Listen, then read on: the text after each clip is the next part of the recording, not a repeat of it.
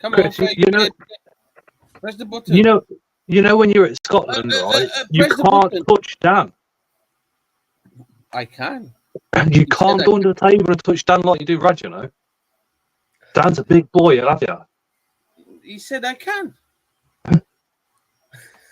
He said I can after you. After you've done your thing, I can go there. I'm not going to Scotland. Yeah, but you are. I'm going to Coventry Comic Con on Sunday with the wife. We're having a date day. Ooh, which is just an excuse so I can go to the Comic Con. I had to buy 2 tickets. Do not tell her.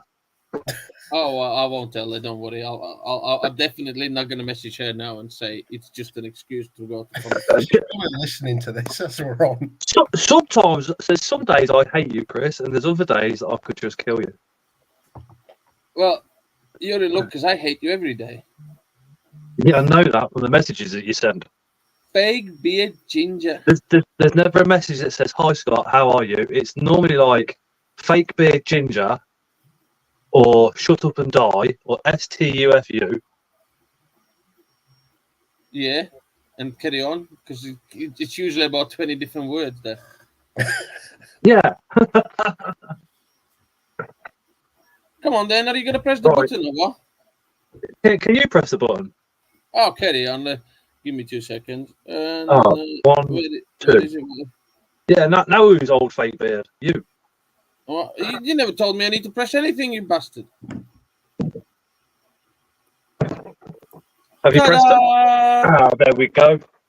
Hello, everyone. Hello, welcome to Tuesday Night Live with me and Chris. We are tonight got slippers on from Post Pods, known effectively as Slippers because that's what Slippers wears to the shows. And if you don't believe me, have a look under the table at a show. Hold on, is it me or is Scott sounds like his microphone stuck somewhere deeply inside? What? Is my microphone completely off? It's a bit crackly. Yeah, it's crackly. Oh, give me 2 seconds. And now he's gone. Now we're taking over his channel. So welcome to new, not fake beard's channel. This is how we're going to talk about bringing Kit Kats to Chris. Oh, he's back. Hey Tony, hi Rebecca, hey Bart, hey Craig, hey Donna, blah blah blah. Hey Tarantula Hella, hey Amy H, hi Karen, hi Susan. Some love for Scotland in the chat. Hey Gwen. Hey Bug Room. Hey Nameless. Oh Craig. I think that's everybody that's commented. Hey Exotic Egg Empire. Love for Dan in the chat. There's always a lot of love for Dan in the chat. In fact, hey Amy. There's probably more messages between Dan and my wife than there is between me and my wife. I ain't gonna lie, because she absolutely adores him. Everyone talks with her much more because she hates you. I know why she talks to you, because you pair have got life insurance out on me. I'm planning my death. That's why. We're not planning; it's already in motion. But I know she chats to Dan a lot because, like Dan, she is also absolutely in love with isopods. Hey, Karen. Hey, Karen. Hey, Amy. There's, hi, Scott, my man Dan, and Chris. No accounting for taste, Scott. Hopefully get a few. Donna, what's that link that you've just put in? Invertebrate Bob. Okay. We got the fake beard. Thank you, Dan and Chris, for using the word fake beard as 20% discount code over at postpod.co.uk. So you have to bear with Slippers for about 10 minutes till we can get a light on his face. There is a little technical issue he's got going on. A bit later on, we are also going to be having a look at some of Dan's isopods. Well, Dan, Hello, Hello. or Slippers, as we call you. Now, I'm going to say, when it comes to isopods, I would not say that you were into isopods. You're a big burly guy, hit the gym a lot. Do you know what I mean? You're not your typical isopod lover. How and where did it start? How did you get into isopods? How did you find out about them? And what ignited this crazy huge passion that you've got? I've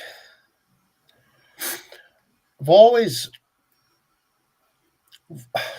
if I don't know something, I like to find the answer, and I go into really, really weird little holes on YouTube looking at random shit, to be honest with you. So I think you may know Scott and Chris and some of the people watching. I've got quite an array of animals. And with the Burmese python I had, just because of the amount of waste it was producing, I decided to get some dairy cows on that because the missus was always already using them for her chameleon. And a few months later, in the tank, I realised there was a shed load of dairy cows. And then I thought, this is really cool. There's a lot of these, but how Love you, Chris. is the different colours? Is the different things we can do? And then that's when I went down the little rabbit hole, and that's when I actually started really speaking to the guy who started it all for me. Really, it was Tom Marsh over at Exotic Empire. Tom kindly took me under his wing. Still helps me to this day with all my anxious random questions that I have. And yeah, what started as dairy cows in a Viv for Berms is now, I think I've got about 58 different types. What's Tom's website address again? Because I've got a lot of love for Tom. Exoticempire.co.uk. Yeah, Tom Marshy helped me to my first show, helped me pick out my first pods, and he's one of the most knowledgeable people I know regarding pods, and really, really nice as well. Always helpful. Amy says, is the code supposed to work on sale items? I doubt it, Amy, because those would already be reduced. No, it should do. It should be 10%. 20% flat on everything. So yeah, I'll be honest. I probably should have checked the special offers, sale stuff before I came on. But Amy, go buy a load. Go over to the sales quick time and buy a load. Now, Chrissy boy is not really into his isopods. Is there an isopod out there that you reckon we could get his eyebrows lifted and get him keeping one? He's lying. I don't know. See, for Chris, I don't know if I could. Someone says, "Oh, if you were a kind of animal, what would you be?" If Chris was an isopod, what would he be? Right, just to apologize Chris. for disturbing your say, but just for information, if you even grab the £25 discounted mystery box and enter the code, you can get it for 20 quid. There we go. The what? The what? It works on the discounted items, 100%. 1 second. Tara, have you got the bank card? Says the nicest things. 3D printed one. I have a giant isopod, 3D printed one. I swear down. You've been doing some really cool stuff recently. What have you printed off recently, Chris? Because I was watching one of the videos a bit ago, and everything moves on some of the 3D printed stuff you've got. The wife's in chat.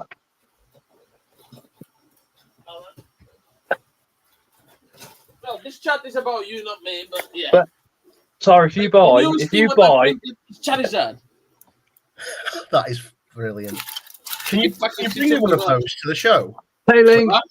I'll happily buy one off you. Bring it on Sunday, please. Will do.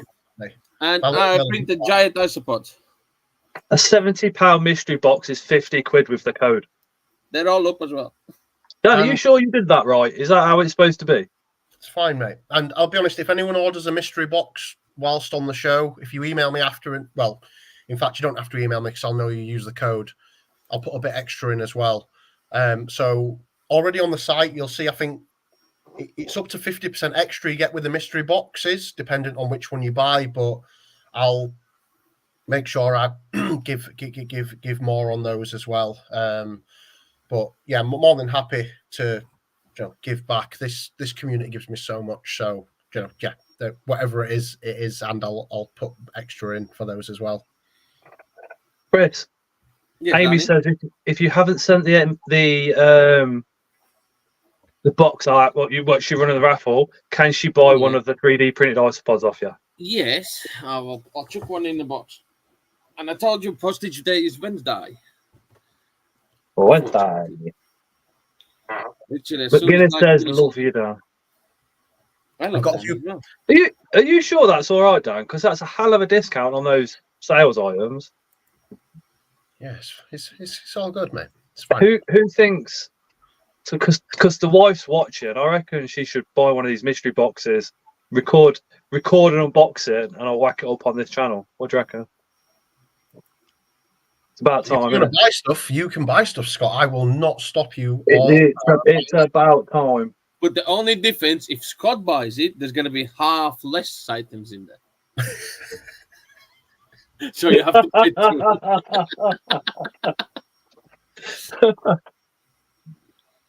Rob says, are you coming to Coventry? You better be covering Coventry. I've not got a table. I can come, though. What date is it? 16th of October, I think. Yeah, something. Yeah. Who is it? Is it the Spider Shop who are organising the Coventry one? Yeah, 12. I can't remember. Well, it's the invert shows, so it's Lee Arden, Luke Manning, and Nick. I might see if I can get put on the reserves, but if I can't get a table, I'll still come. No, yeah, that'll be good. Well, everybody always messages Lee. If you message Luke, you can stand a much better chance. Lee's I really can't come to Scotland, Anna. I just couldn't really afford it all because it'd be an overnight stay and all sorts. But me and the wife are going to Comic Con on Sunday instead. Coventry Comic Con, so we're going to do that. So I would have liked to gone up, but hotel for me and the wife and all the rest of it would have been just too expensive. And as the wife will probably tell you, we've got school uniforms to buy. So I'm kind of glad we are missing it. The Invert Show's video itself is going to be filmed by young Toby. So he's under some instructions to try and find some of the buyers and see what you guys have bought, as well as go check out the sellers. So the Invert Show video should still be pretty damn cool. I'm going to have to give him strict instructions to go to the CFTN stand and get the normal picture of Chrissy Boy and Rad with his fingers up. The original Kesbian, the discount code is scrolling across the bottom of the screen. Hey, yes, are you okay? So if you check down there, that's what it is.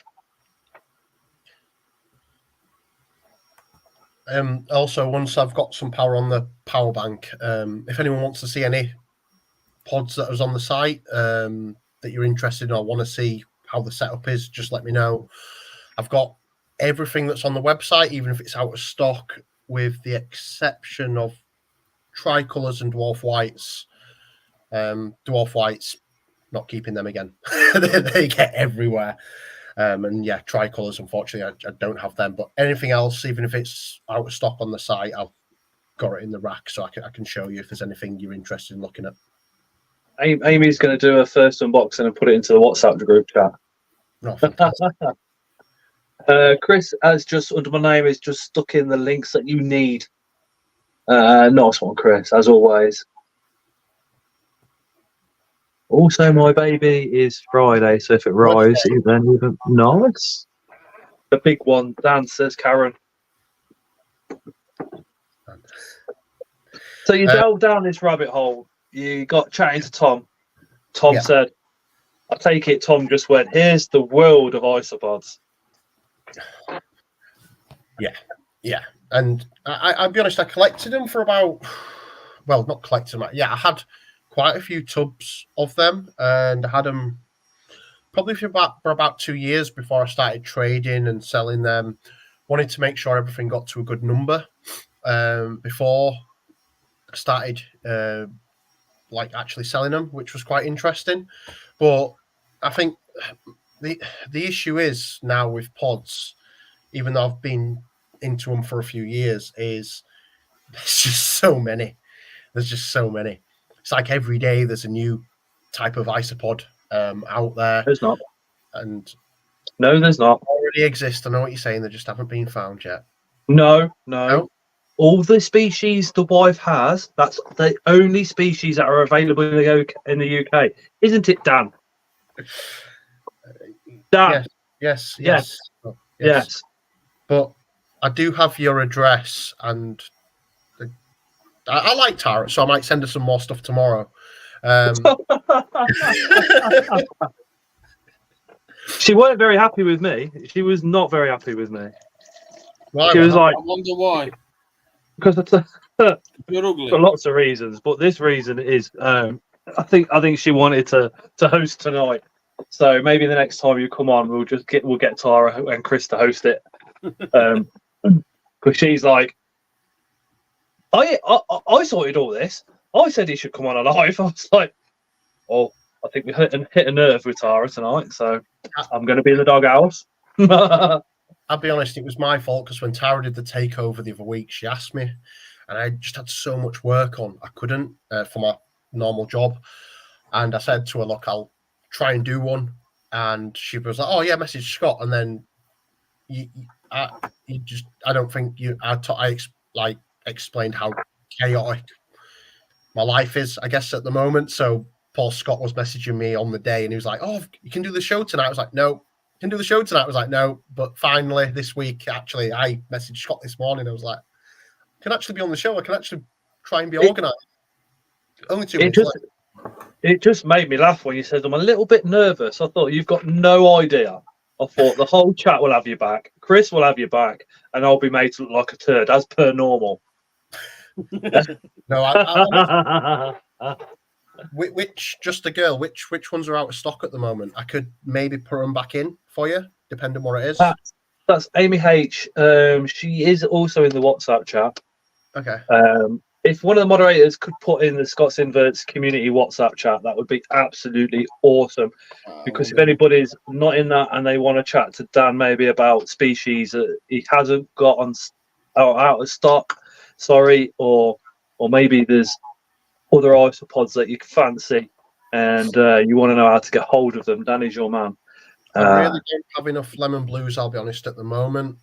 I will send you in the chat, though, a few people that I know have them. And yeah, get them that way if that's okay. Unfortunately, at the moment, they've been really slow.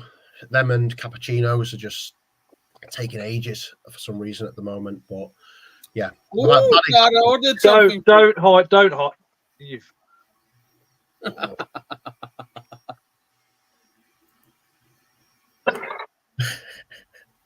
Oh my God. I'll get the WhatsApp. So, next week there's going to be an unboxing and it's going to be a Tara takeover video. Yeah. She's going to be robbing the whole channel soon. First she starts on the lives, now she starts on the videos. It's this confidence in it. It's like me, scared to do it at first and then 20 minutes in it, loving it. But I think it's partly being ginger. You know, I don't really, gingers don't really have many friends, do they? So being like, oh, got to spend a few hours talking to people. So it's a fake beard, isn't it? Chris said. So I've got friends. I've got Tara. No, she's not. She's only there for the insurance. And Tara. She's only there for the insurance. Do kids count as friends? Because that's another 3 here. And 2 with an X, so that's 6. No, they're there for the insurance as well. Oh God! How much is this life insurance that you've took out of me? Enough for us to do it. Mate, even if you got 20 quid for your head, that would be more than enough. Just while we're still early on in the live and we're just waiting for Dan's things to charge up so we can have a look at some of the isopods. Next week is going to be a really interesting live. There's going to be some giveaways. There's going to be a GoFundMe going on. So hopefully everybody that's here will be able to attend that one. If things like suicide triggers you, please do not attend. That's all I'm going to say at the moment until I release all the details in the week, because I need to speak to Chris about some things and go over it ready for next week, because I don't know how to do it and he might. So bear that in mind for next week. And also, what did you just say? I apologize. I completely missed what you said. What did you say? Next week it's going to be a live, but if you're triggered by suicide, please do not watch. It's going to be a giveaway. There's some other stuff going on. There's a GoFundMe running. Some all sorts of bits and bobs. There's some little bits that I need to talk to you, Chris, about, because I'm not quite sure how we're going to do it. So you are my technical genius. So your brains are going to be racked in the next week. Kesbian's just ordered something. Cannibals and glaciers says they're a nice choice. Glaciers, We've got the glaciers, we've got the cannibals as well. Yeah, I can show you them. But yeah, really big thanks. I've just checked, and Amy Hamilton's ordered, so thank you so much, Amy H. Tara has ordered. Sorry, Scott. Do not thank Tara. Steph has ordered, and so has Kezia as well. So thank you very, very much, guys. What Tara ordered? I can't say, mate. GDPR and all that. Sorry. Yeah, it's data protection. Yeah, Scott. Data protection doesn't matter what she ordered. She used your card for it. Yeah. Craig says I don't get posh woodlice.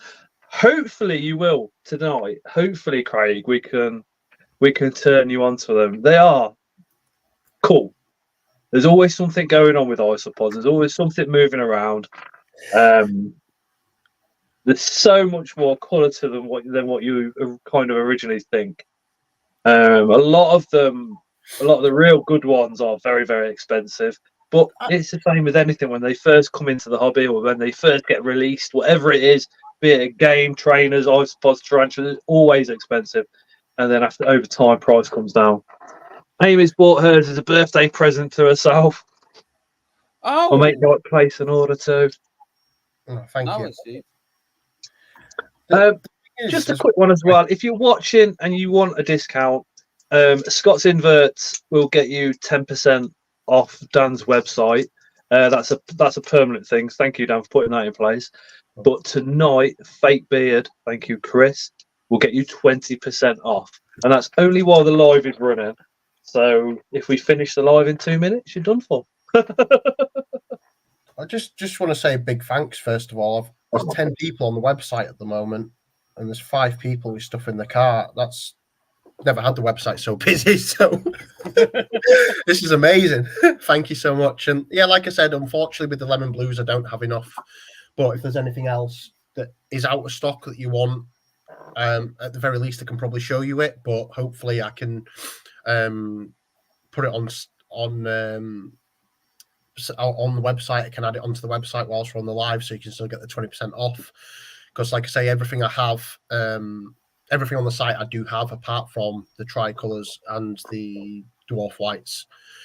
So yeah, I can show you. But just to go back to that original comment, I'll be honest, like a lot of the stuff I enjoy the most, not even the most expensive stuff, to be honest. I'll obviously show you soon, but even things like the gastroids, which are like £15 for 10, like those to me, how they are in the tub, like they don't hide, they're out, the big, the brave, the bold colours. Some of the cheaper ones are very, very underrated. But again, I'm weird, as a lot of people know, and I even enjoy having like little armies of, especially like powdered ones, like the powder oranges, especially, like they can take down a ridiculous amount of food, and it's always interesting putting in a lot. Karen's mentioned about the Werner Eye. Are you coming to the show, Karen? If you are, I'll try and take enough. Those do go quite quick, but yeah, quite a few. Amy says, Dan, what Cubarius is not a small species? Depends what your class is small. I mean, once a lot of them get to adulthood, they are quite a decent size. But yeah, like what, Amy? What species do you have at the moment? What type of Cubaris do you have at the moment, which you would class as a small Cubaris? Hey, Leah.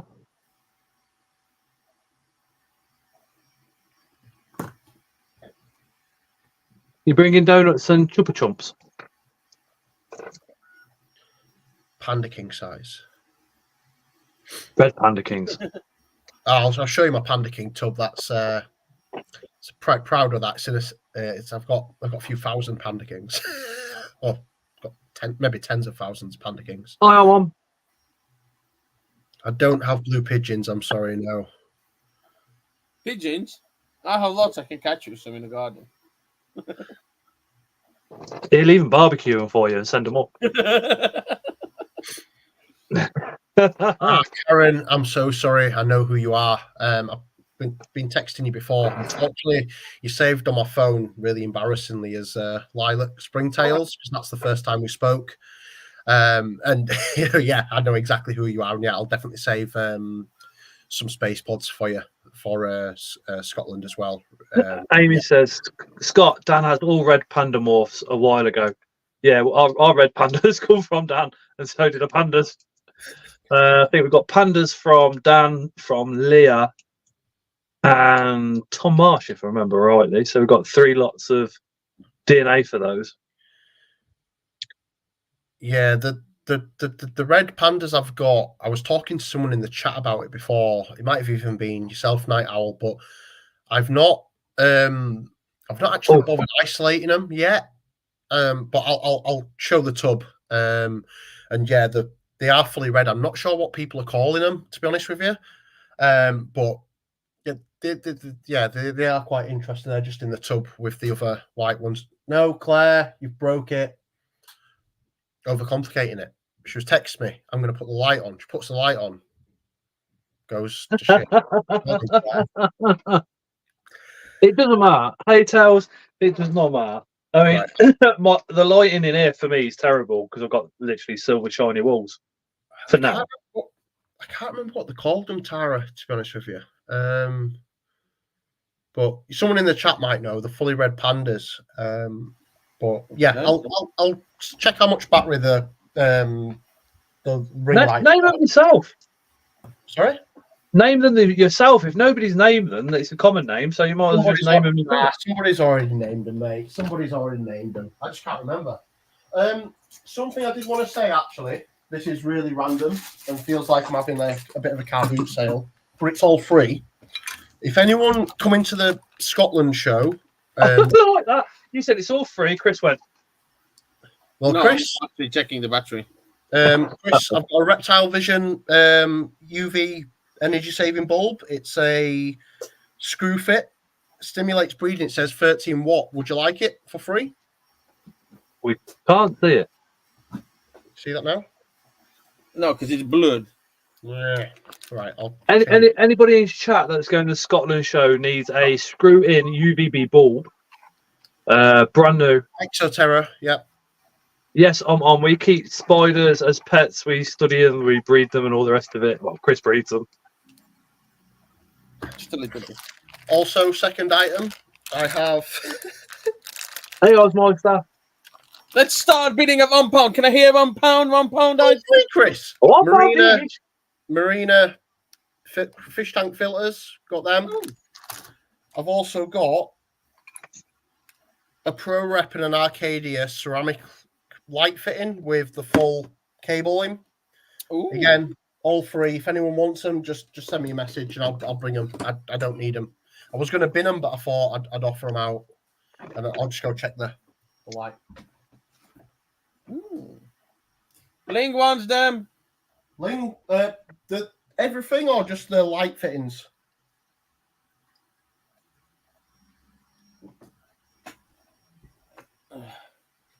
Karen says, "Is it we screw Dan?" Yeah, it's a screw one.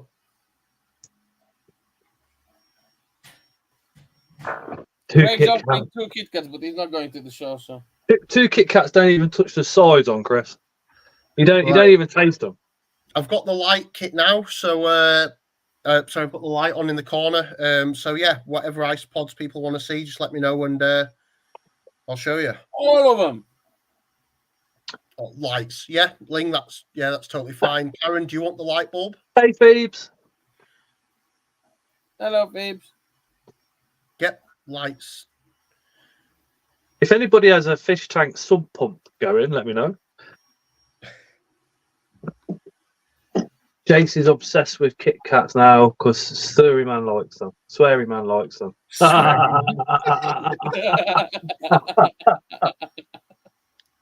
Awesome. I've got a few people from work on here as well, so this will hopefully get you some more subscribers. See if some recruiters are into bugs and stuff. They seem to always be very interested. Like, what, you keep bugs as enjoyment? And then they randomly send me pictures of wood lice going, oh, how much is this worth? Yeah, no worries. So for the guys that are watching from the recruitment agency that are here to support them, thank you for lots and lots. But it's as simple as this. Everybody likes different things. Some of you may keep dogs and cats, and the passion that you've got for those, we've got for the little bugs. I often say to like people at work and stuff, look, you know, you're into football, that's your thing. You absolutely love it. Take that passion and put it onto animals, and we're there. It's the same passion, just different focus. So we're still connected. We've still got passion. It's just for different things. And hopefully, even if you don't end up keeping any, you can just appreciate what we do and what you guys, you know, what we keep, and hopefully one day you might actually get one. Right, camera's on. Give your lens a wipe on the camera. All right. I normally just stand up and do it with my t-shirt. Right, I'm not sure how That's this is better. so might be a bit of a chancing, but I've tried to mount it on the rack. Amy H says, can you put a note in the order saying it's for her birthday without an invoice so mum thinks it's a gift? That's perfectly fine.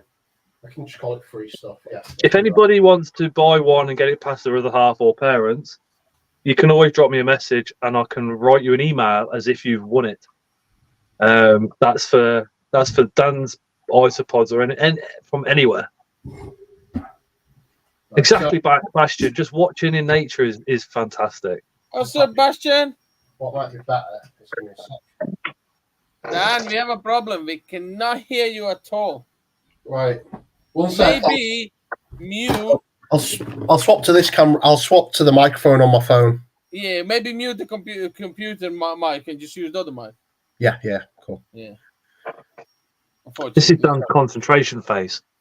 At the start of the live, he said he was nervous. Just look how nervous he is now. Still nervous. I'm just getting him back for all the isopods that are now in my house. Hey, Mr. Anderson. Hey, Claire. How do you swap the camera around, Scott? 3 dots. Click 3 dots. Settings. Video. Camera. Video. Bells, that's a huge cut because I'm fat. And then choose the last one from the drop down menu. And I haven't drank much water today, and I get a bit paranoid about drinking how much water I should drink. So I'm like, I need to get about another litre in before I get home. Get to bed. So even when you go into the StreamYard itself, yeah, maybe the 3 dots, click that settings, camera, okay, and then choose last one from the drop down menu. What did you buy? Got it. Thank you. You're very welcome. What did you buy? That's my job here. Yeah. What price? Does it matter? Yes. Tara, don't tell him what you do buy. With a great ginger beard comes great responsibility. Not fake. Doesn't say fake there, Chris, does it? But you are fake. Your podcam is muted, Dan. Tara seemed very shifty at that point when she come in and I asked her what mystery box. We'll get it sorted. It disconnected devices. Oh no. Let's look at the ginger. She's ugly. That's ugly. No, this is pretty. Christian Von. This is pretty. You're right, Chris. Scott, is that radiator fall on your walls? Blah, No, it's blah. dead. It's the original Kesbian. I'm in an insulated brick shed, so this is all like shed insulation. That's double skin brick. Little bit of an air layer behind there. Got 72 mil of polystyrene as a ground floor as well insulation. Loft insulation and boarded on the roof. That's better. Let's have a look. Coming back. Hey, exotic enclosures. Are we there? Are we nearly there? Muted on it though. Alfie says, all right, big bro, Dan. It's Alfie. Yeah, you need to click on the bottom, click the microphone icon and the video icon because it does not on that one. Yeah, we will all microphone be on my phone won't mute for some reason. walking up. Sorry? Right. The microphone won't unmute on my phone for some reason, so Oh, we'll have to deal with it somehow. right. So It's fine. Can you hear me? Okay. Yeah. All right. Cool. So these are the Hello No, Brown. you can do that. Sorry, Scott. Chris. No, hold on, Dan. I'm gonna do something. Give me 2 seconds. Right, I'm gonna turn your microphone up to 200. Say something. Hello. That's much better. We can hear you better now. Thank you. See, and that's why Chris is a technical genius. So, unfortunately, I know a lot of people like the Hella Bravias, but they're not the most interesting. Like, they are very big. Like, that is just one of them. Hence, they're called cannonballs because they do like to bunch up a lot. But they don't actually eat a lot, considering the size. And they don't bunch like a lot of others do. They actually eat more dirt than actual food, unlike a lot of other isopods. So they grow quite slowly, but they do get to a really good size, and they are very different. But as you see, they do stay balled up most of the time, so they're not the most interesting of isopod, unfortunately, for a lot of people. But they are something very different in your collection. Something that very good at hiding because they don't really commune at the same place. You see there again, all perfectly balled up. If they don't group up, does that then also mean that they're quite slow breeders? Yeah, they're just slow with everything. To be honest with you, they are a very lazy pod. Be honest, if you're looking for something big, you're not going to beat the Hoffs. So Hoffmannseggies, very big, very brave, and just love to eat. They just love to eat. Very big, very brave, and yeah. See, they've got Chris's name all over them. Big pod, eats a lot. Yeah. Back in 2 seconds. No worries, Chris. Do you keep all the isopods at the same temperature, Dan? Yes. So I have a rack that I just have. It's a Costco rack. I'll show you. 1 second. So it's Costco rack, and then there's heat tape, heat cable, at the back of each. It's just one line. Hey, Nicole. But to be honest with you, some stuff I don't have. Like obviously those layered up, those don't have heat, and they're all perfectly fine. I just find with that little extra heat, they do breed a little bit better. But yeah, I've had no problems keeping stuff just at room temperature, to be honest with you, mate. And that's the way a lot of people keep them. Can you only get the Costco rack in from Costco? I believe so, but to be fair, you can get. It's just, I think they call it like Baker's rack, so you can get it from you can get very similar stuff, and then the favourites, if they've not proved me wrong and not embarrassed me. Cool, yeah. Oh no, we're well happy. We've got 2 babies. 2 babies. Great. The thing is with the rubber duckies, to be honest with you, is the less that you mess with them, the more that they breed. So if I was to tip that up every day, after a few days, there'd be nothing in that, nothing under that. Whereas if I'm just tipping it up once or twice a week, it's a lot easier because to actually monitor them, because they don't feel as bothered. They do congregate under the same area. So as you see there, even where the rack was there. Connor, it depends on the pod, to be honest with you, mate. To be honest, I've got a system a little bit where I actually replace. See there again. You see, if I went to the rubber duckies and did that, I would be a dead man. Tara would go absolutely ballistic. But yeah, sorry. It depends on the pod, to be honest with you. So I have a little bit of a system where I'm almost always going over stuff. But what I do is, instead of doing a full rehouse, unless I'm putting something into a bigger tub, what I'll do is periodically with these 32-litre WAM tubs, I'll actually take a little bit of soil out and then add some more soil. So it's constantly... Jeremy, there's 20% discount on pods. And then, again, if they've not really embarrassed me, under here will be a lot of red pandas. Okay, we're doing all right. But my God. Now we're looking for the fully red ones. No, oh, there we are. There we are. Which ones are these? Oh, these are the red panda kings. Panda kings. Again, these breed like normal pandas, but as someone was saying in the chat earlier, because of that, I think last year, when at the beginning of last year, they were about £300 for 10. Now they're anywhere from about 60 to £100. So yeah, like most pods, things do change price, but these are honestly really cool to keep. How's Tarantula Exotics says, do you supply trade? It's not something I have ever done, to be honest with you, but it's something I'd be happy to discuss. It just, as long as I can keep up with your numbers, really. That's my issue. Like, I've never been asked by a shop, really, but if you want to have a chat, more than happy to see what you want, and yeah, hopefully we can do something, because as you see with a lot of the pods I have a heck of a lot, so always something that is quite interesting for me, which I'll show you, is some morphs do like a giant one as well, similar to like the gecko, similar to the beardies.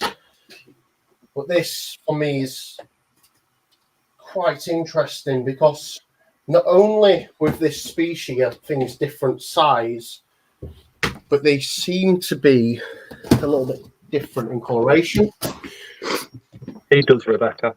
This might be something that not a lot of people have seen. This is something everyone's seen, but normal gastroids.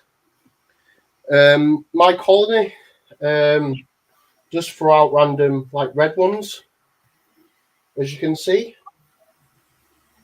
But again, this is a 32-litre tub, so I keep everything in either 32, 11 or 17, just depending on how many we've got.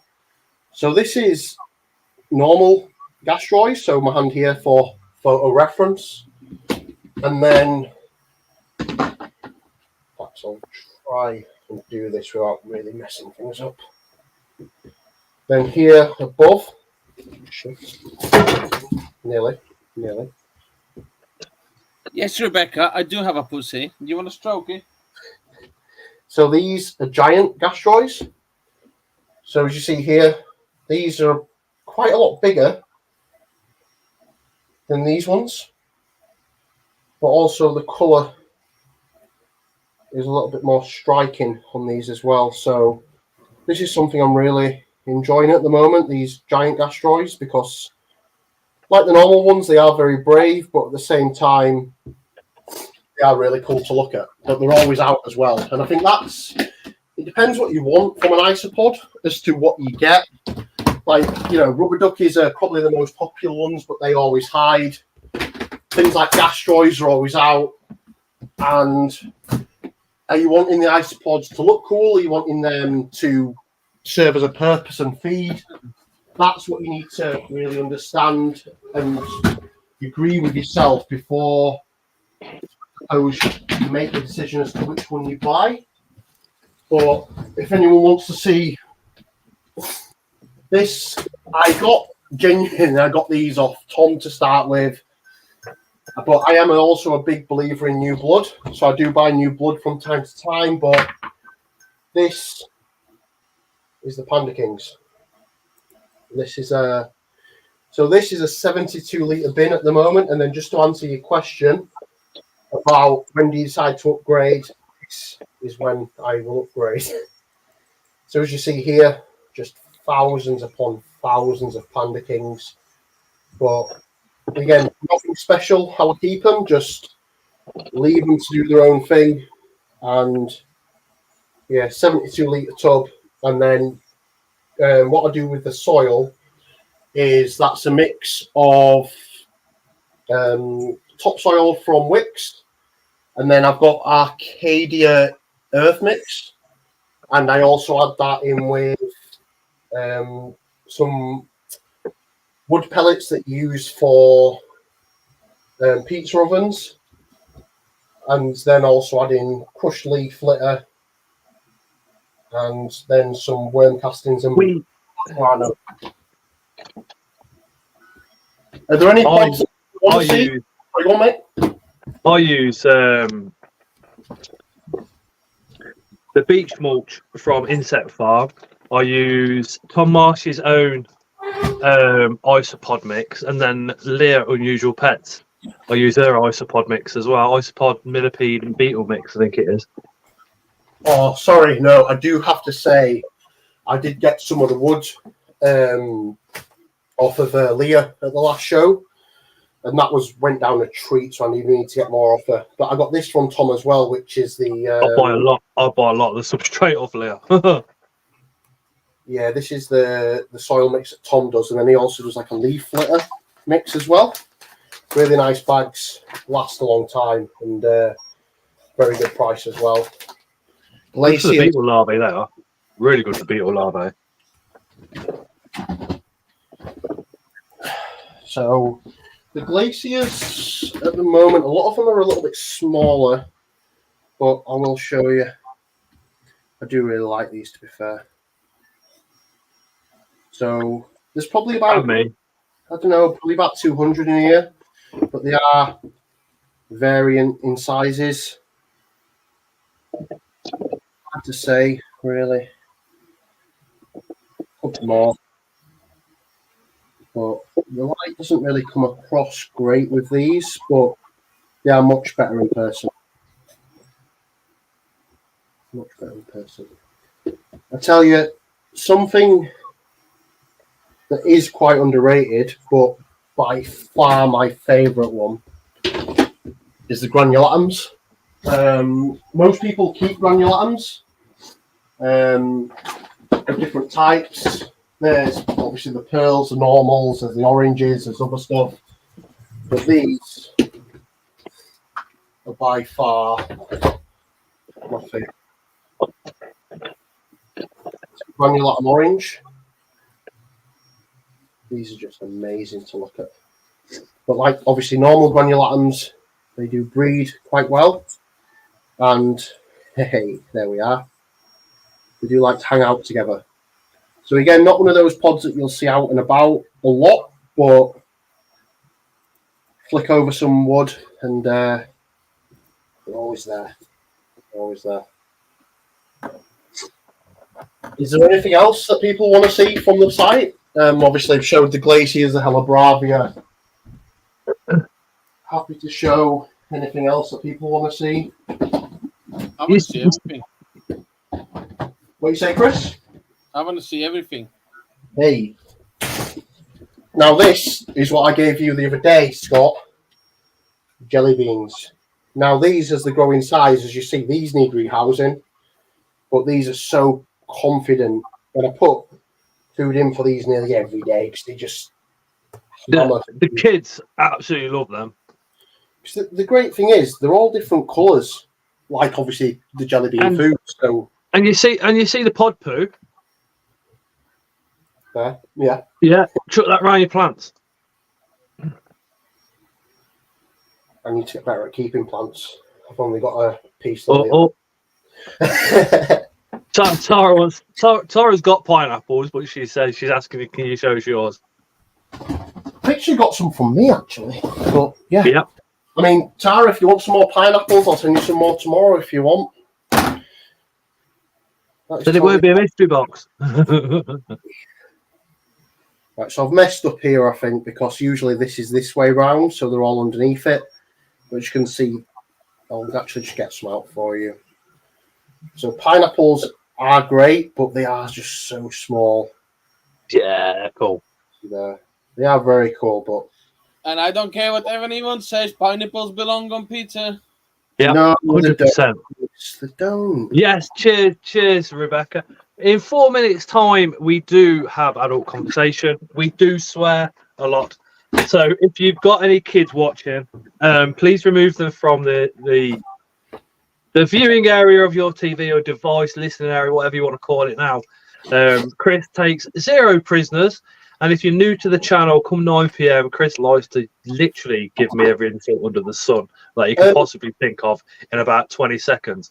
And it is an eruption, an absolute eruption of destruction towards me. So bear that in mind. Come 9 p.m, it's moist o'clock right here on Scottsinverts, and we mark the occasion by Chris literally swearing his absolute nads off me. Chris, I'm not sure if you're interested in these, but if you want some of these, I'll send you some for free tomorrow. Snowflake springtails. They breed like mad. A bit bigger than the normal springtails and breed very well.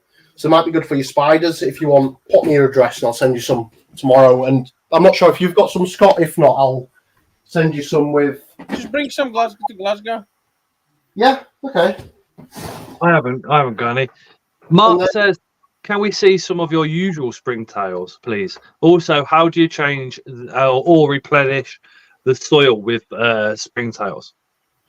So I don't... So the usual ones, did he say, sorry? Or unusual? Usual. Not the normal springtails. So I don't... And then Karen's asked if we could see the glaciers again. I keep my springtails on charcoal. So this is something I'm quite proud of. This is an army in itself. So these are He struggles, Claire. He struggles. The white sharks. Honestly. Oh, wow. These. They're tiny. Yeah, they are tiny. That's fully grown as well. They are very small, but very, very cool. And have a ferocious appetite as well. Main thing is with these, again, like most, don't mess with them too much, and they also love bee pollen. Absolutely. 1 minute warning until Chris swears like a sailor at me. I'm excited for this. It'd be all right, but the first time he did it, I thought, no, people are going to go crazy at me, going, what do you let him do that for? No. Everybody just takes Chris's side and calls me the same things in the comments. It's like a verbal diarrhea, isn't it? 9 o'clock. Just goes in. I think it's just stress relief for everybody, and everybody loves him for it. Sorry, loves to watch. Could we see the glaciers again? Yes, we can. Probably like a 30-second warning or whatever it is now. So if you've got any kids watching, please just mute us or remove us from the screen. And if Dan's work colleagues are watching, I'm not going to apologise for Chris. It is what it is. No. The only thing I don't keep in these tubs is the Morelia, just because they have a tendency to try. Scott, you're a fucking piece of shit, fucking piece of ginger, fucking wanker, old fucking cunt. Shut your fucking mouth, and nobody fucking asked you. And go and fucking give your fucking card to Tara so she can buy more fucking isopods.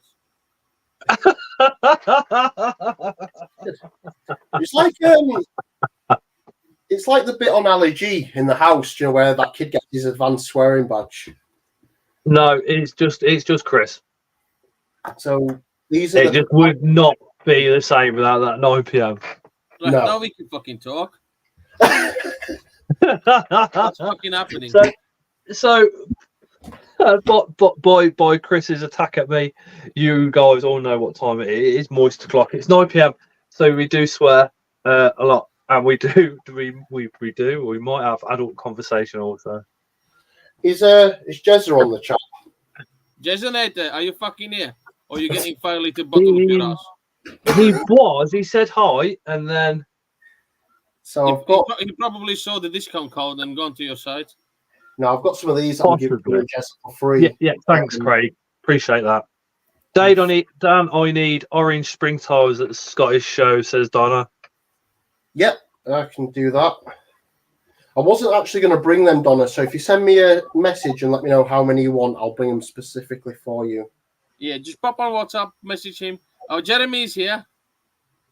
Yeah, so these are the Ornatus that you get in, Jezza. Obviously not all of them, but this is that project I've been playing with a lot recently, trying to get more and more high yellows from them. Still not really playing ball. I swear I do have a lot more than you can see, but that's not a great example. He's playing dead, but he's definitely not dead because he's moving. I can see him moving. I think they always think he'll stop messing about with him if you play dead. But yeah, do you know if Jeremy says stunning, do you know if I mess around with the pods that much, I would be a literal dead man. See, I don't mess about with them ever, to be fair. The other week when Tyra was on the live, right, I got such a bollocking for getting him out is unreal. The only time the isopods in my house are viewed, right, is when she's doing the feeder and sorting them out, and that's like what once a week, once every 2 weeks. The rest of the time, she just leaves them alone. These are a nice one. These are brave, don't give a shit, and are always out. Space pods. Very exactly that. Don't care at all. Super Which cool. ones are these, Dan? These are the P. Werneri, also known as space pods. Are they also called the Surrogated? I'm going to say no. I might be wrong, but I'm pretty sure they're not. No. Too right you would. Them on your spoon. The wife says. Apologise, I needed to fucking go. What are we fucking watching now? Fuck knows. Fucking fancy woodlice. Fancy woodlines. Nice woodlines. Should we have a break and have a chat, or should we keep going? Keep going. All right. Up to Have you. you got? Do you still got Jupiters? Yeah, I've still got Jupiters, bud. No, these are the ones. I actually wanted Jupiters for many years, and for many years they were very, very expensive. And we've got Jupiter. Oh, look, so I get to see them. Nobody could hear you. Nobody could hear you because you dropped out. Who did? You did. I said I loved the Jupiters. Wanted them for many, many years, and they were always really, really, really, really expensive. And now, when we finally got them, Tara's into isopods. So guess where they went? To be honest, in terms of, I think I had the same conversation with you guys before, but in terms of the Jupiters and these kind of more expensive pods, just look. Nah, mate, my favourite, the Ambers. You didn't get the Ambers, did you, in the end? I think you got Jupiters and rubber duckies and a few other things, but Ambers are honestly the best of the more expensive stuff. And a bit cheaper as well. Your microphone crashed. My microphone? Whose microphone? No, his camera crashed. Oh, sorry. Oh, your browser's blocked your microphone, your camera. Yeah, we didn't. We didn't get any amber duckies or ember bees. Have you got ember bees, Dan? No, I've got No, I've not. The only Morellias I've got at the moment are Red Diablos and the Phoenix. I can show you those. Oh. You don't want to see this face. You want to see the pods. So do what Chris said. Well, we'd prefer to see both. Hey, it's been nice, ain't it, Chris? And I press back. Dan is a big boy of muscle. Power up. Oh, bless you. You guys. Right, we're back in. I won't mess about this time. So these, honestly, I love these. I love these. These are more brave than the rubber duckies. They will still ball up a bit, as you see, but they do spread out quite a bit. So now I'm going to be embarrassed and not find any because I'm looking for them. But there we are. If you do order them, you have plenty. Don't worry. Could you do me a favor and flip your phone sideways? Yep. Thank you. Boom. Well, that's a one. There we are. Fill the screen now. I really like these, and they're coming No worries, Amy. in slightly different colours as well. One sec, I'll get something down here. Which ones are these, Dan? These are the amber duckies. Really, really nice, these ones. And they are very brave. They do sit at the front of the tub a lot of the time. I do keep the room in light all the time as well. So they're not like the rubber duckies where they will hide. They do stay out, and they are very confident, which is always good. Remember to pop over to postpods.co.uk. Your 20% discount code is fake beard. For those of you who don't know, it's what Chris and everybody else says my beard is fake and all the rest of it. You don't just say it is fucking fake, so stop fucking lying and admit the fucking it's fake. We'll pop over to the website. Dan did make a mistake, so all the sale items are also on 20%. So you can get a mystery box. I think Amy said you can get mystery boxes dirt cheap with a 20% off. She did put it into chat, the prices. Scott, I need them to the wife. You can send us some, Scott, if you want, mate. I can send us some. No. He's not getting fuck all. When you two first met, sorry, go on, Scott. Go on, Dan. Sorry, go on. When you two first met, was it always like this? Or, I can imagine really nice to each other. When we first met, Chris was like, "I'll give you a lift to show because I love your channel. I love you lots and lots." No, Get in my car. Said I'm going fucking anyway. I may as well fucking pick you up. That's what he said, yeah. And he's just been. Oh, I can't put it into words what Chris means to me, but yeah. Wow. Just always been there. Blah blah blah. I thought that was a bit further up for some reason. So you know when if you're feeling a bit low, I'll message Chris. I'll tell him to go fuck himself, and he'll message me back some other insult, and suddenly the day's nowhere near as bad as it was. or I'll just get a random message off him like this somewhere, or I'll send him one, and like I said, suddenly the day is a lot better than what it was beforehand. And then there's a lot of other stuff that goes on, especially with the streams, technology-wise, that I ain't got a clue about, and he just sorts it out. He literally just sorts it out. So now, Chris, you have to say something nice back to Scott.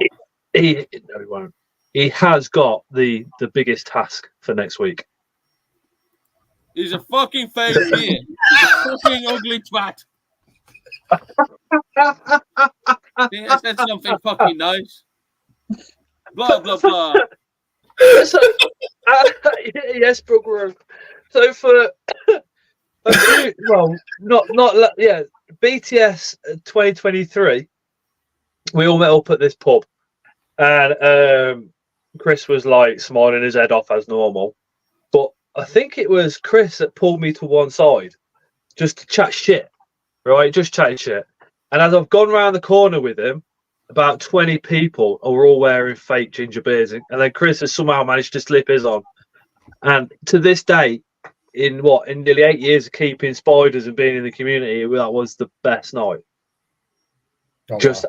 Oh my god, just yeah, fucking brilliant.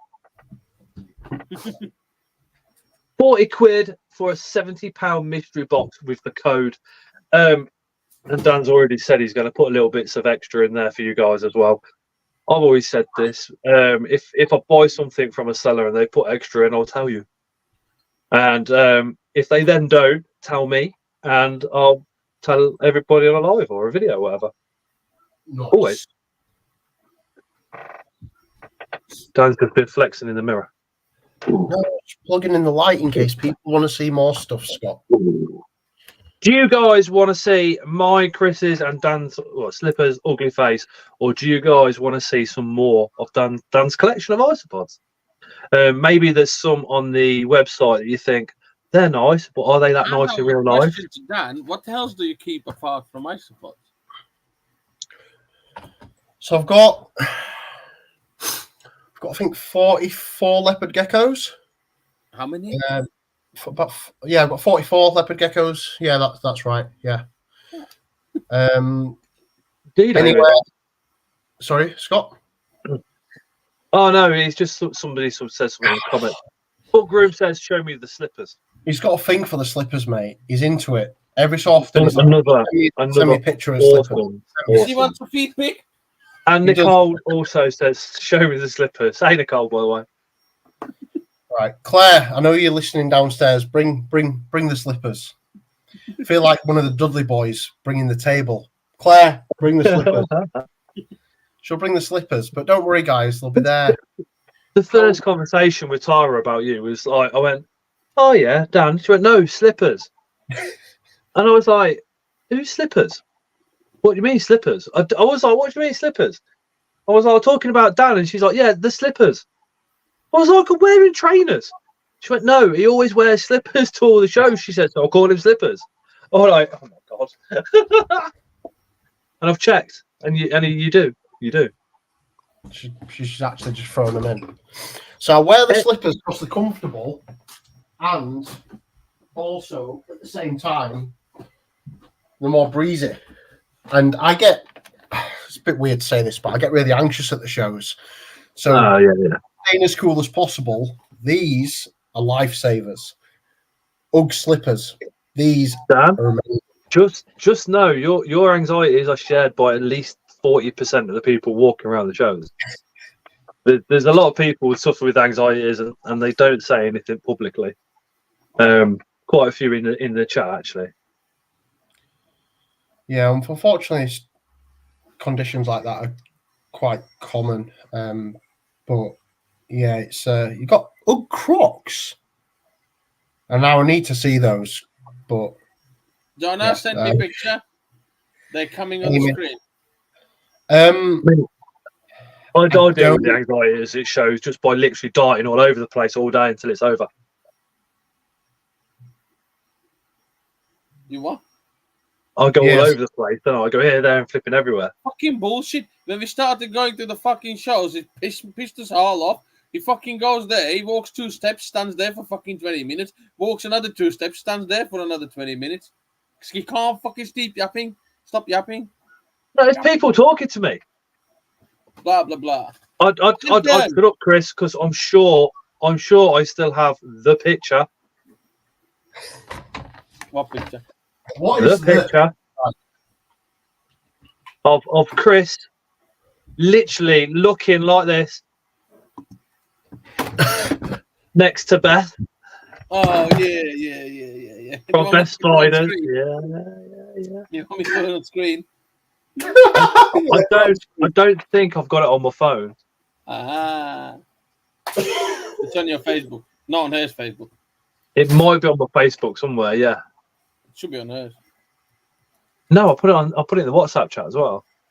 Yeah. So, Amy, I'll show you. Unfortunately, I don't have any quick fixes. 90 all the way, says Osman. I can show you something. I just have no idea where I put my phone. Shit. Give me a second.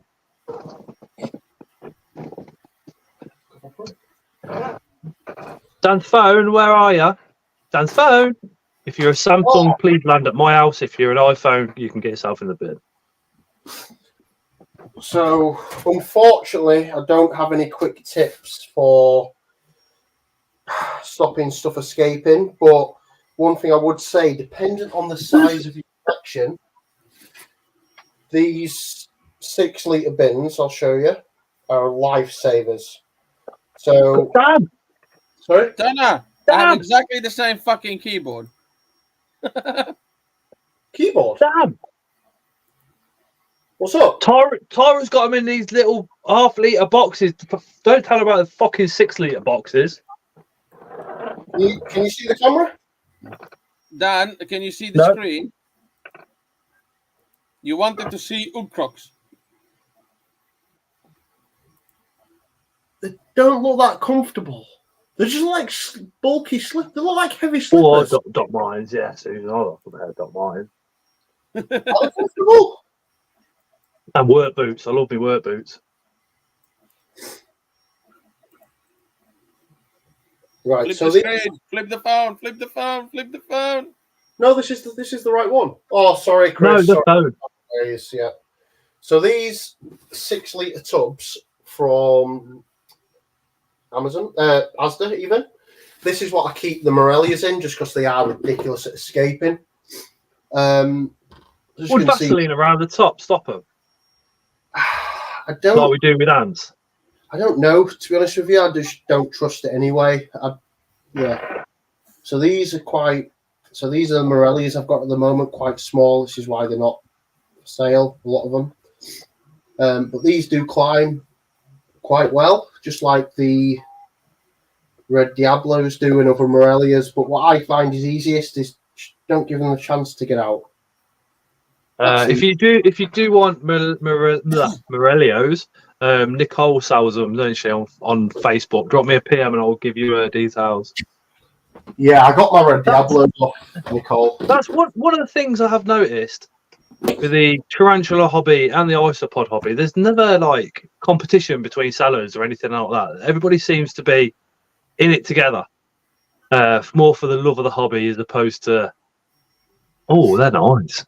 I'll tell you what, though, guys. Like, it's probably they're very nice. Given that I sell these, Bug Room has got these at a really good price at the moment. I think he's doing 10 for about £95 because he's had a big boom of babies at the moment. So, who is? Sai at the Bug Room. Yeah, these are good. As you can see, very good at climbing already. I've got to do my affiliate link for Simon. Yes, he's a good guy, Sai. Good guy. That reminded me. So, just if you're still watching, drop me a WhatsApp so I remember. Is that the bugroom.co.uk or just bugroom.com or? I think it's .co.uk. Let me have a look. I'll see if I can whack it into chat. Oh, nice one, Jojo. Congratulations, his OBT has laid the sack. Ooh. A hammock sack, is it, with the OBTs? These are the Thai Reds. Scott, you suck everything. Do you know what? Gar Reese told me, this is 7 years ago when I first started breeding. He paired his OBT at the same time as mine, and he told me to drench mine, therefore killing the sack. Not happy. What's the most for you guys? 8 What's years ago, that was. the most babies you've ever had from, or slings you've ever had from one pairing? 480. Just over 100 from the Emernia. Wow. I had 480 curly. I think it was 480 curlies and 320 pumpkin patches at the same time. I bet you had some right fun packing them up. Yeah, Dan, that's nothing. Actually, That's I did it on nothing. a live. It's on my channel. I was packing them on a live. Didn't take Oh, that wow. long. A couple hours. Oh, wow. It depends how you do them. I just fucking poke them upwards and crawl in. It's Nicole says- more making holes in the sling pots. That's the most annoying part. But I use tweezers, small tweezers. I just poke 4 holes. Done. Next, poke 4 holes. Next. I think Nicole said she uses a layer of organza mesh under the lids to try and stop any escapees. I found some upside down having babies on the mesh too. That's a good idea. Get the organza mesh across the top. I suppose with the organza, you could actually cut a big hole out of the top and use that as part of the lid. That is like crazy ventilation. I'll be honest, there's as many ice pods as I've got. There's Night not glare. Night glare. a lot that are really obviously high end. I know Nicole and a few of the sellers have. Oh, Nicole has some crazy, Yeah. stunning stuff. Stunning. Always new stuff, always. If you guys are watching and you do want the seriously high end, the seriously beautiful, but please bearing in mind they are very expensive. Drop me a message and I'll give you Nicole's details over on Facebook. Nicole will also help you every step of the way, including on how to breed them, everything you need to know. Amy H says, my other question is, are pineapples really spiky or are there spikier species? So again, Nicole, so these are granulatum pearls. Again, very nice to look at and not too expensive as well. Really like these. As you see, do congregate around the wood, but they're all over. So there is some proper spikies. I think Nicole and a few other sellers have got the durian spikies. Is that right, Nicole? Are they the black, the white, yellow ones? Those. Yeah, actual spikes coming off them. Proper spikes. I think they're harder to keep, though. I think I've never kept them, but my understanding is, like gremlins, you don't touch them with actual water; they will die. Ling says, "Where do the pearls originate?" As in locale? The localities, yeah. I'd have to revert to the website for that. That's one thing I'm not very good at. When people say the humidity and things like that, I always refer to the website. So I've got that many. I just keep them. I'm not very good at remembering. Oh my god. Wow. Yeah, Spain. Nicola's the serious spiky ones. They're black and the white with proper spikes. So Dan, apart from the 44 leopard geckos, what else do you keep? I'll show you something, Chris. It might try and kill me, but it's all for views, isn't it? It's all for views. Give me a sec. No, I don't. I don't do. We don't do stuff for views. No. No. Give me a sec. I'll go down and I'll show you. Just while he's gone, I'm going to put. Nicole, are you still in chat? Is it all right to put your Facebook link into the comments? So if anybody wants the Morellenio or the Spikers, they can drop you a PM.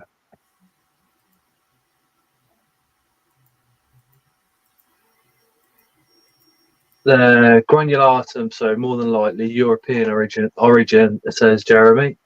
Hey, Anton.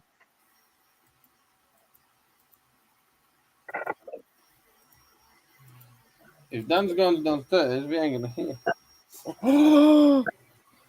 I love that one. Dan, put your camera back on. Get back on that. Ah. I have one of them. That's mine. My one wants to kill me always. Are you gonna be friendly?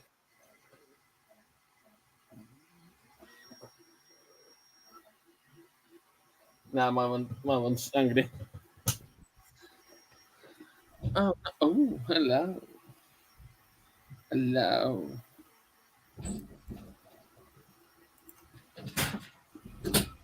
Hello. No, I was only joking, Scott. I know. To be honest, I wouldn't pick him up if I thought there was any chance of getting bit. But Bowser, the alligator snapping turtle, loves food, hates people, but he's all right. I actually got him from the IHS show about 2 years ago. Slow to grow, but he's getting there. He's getting there. That's Nicole's Facebook that I've put into the comments. She didn't answer, so I'm just going to stick it in there anyway. So if you want the spikies, drop her a message. But like I said, word of warning, they are really expensive. We want to see him properly, says Link. Go back down. Craig says, hi, Dan. Hi, Craig. Again, if you've only just joined, postbots.go.uk. Fake beard is your discount code for 20% off, and that's including the sale items because Dan clocked up at the start of the live. And that code will run until we finish the live. So you've probably got about another 35, 40 minutes.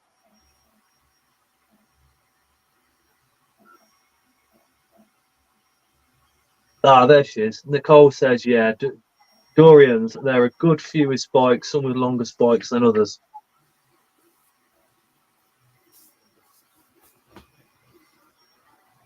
Apologise. What? Apologise, Scott's ugly fucking cunt.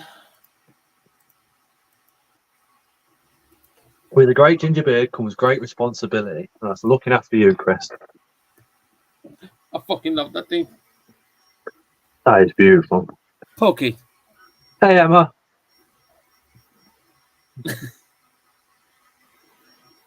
Aww. There's Welcome. little fishies as well. Yeah, we'd probably best not talk about those fish.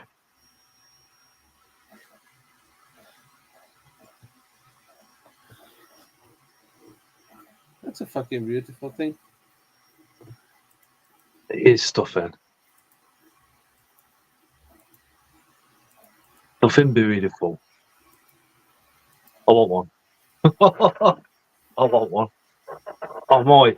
Oh my. How much are they, Dan? Are they expensive? Expensive. Oh, we can't hear him because his microphone is not working, innit? Because I've got a 3-foot tank just sitting there, and I was going to put some fish in it. But Oh no. I know.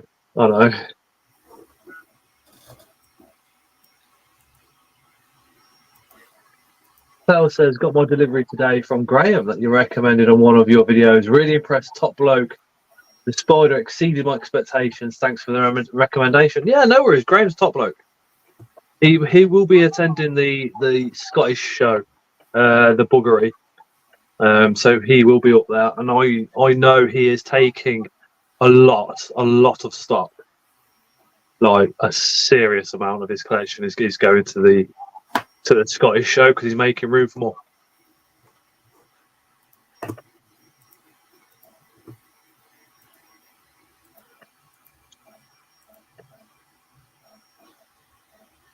Dan, you're muted. I think Ling was I've got a video of him eating Ling. I'll send you that later.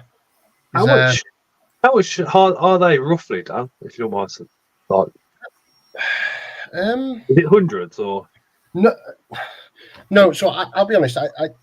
I paid 130. You stole him.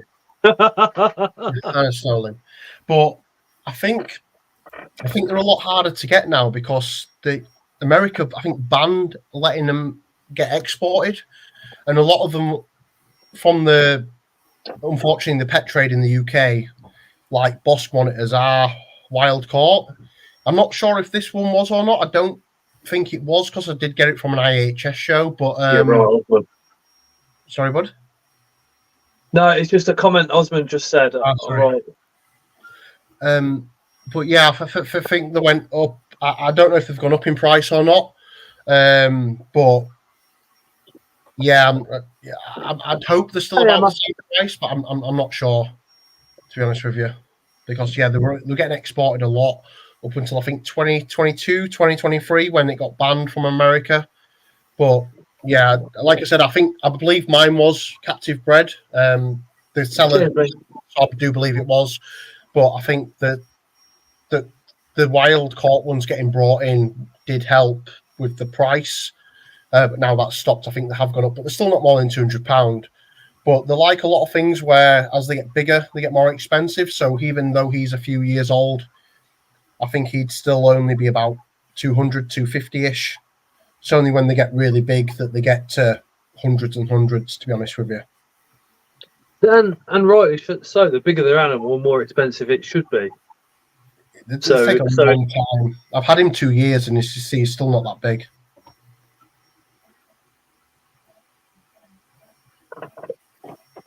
Does anybody want to see any more of the isopods? Or Dan, is there Could you show us a beginner species and the setup? Yes, I can, Scott. Yes, I can. So if somebody's there thinking, I like isopods, but I'm a bit scared, a bit worried, as you are when you first get them, is there almost a bulletproof one? Chris, have you seen any you like? Honest answer. Honest answer, yeah. No. I was going to say no. Chris is a spider guy out and out.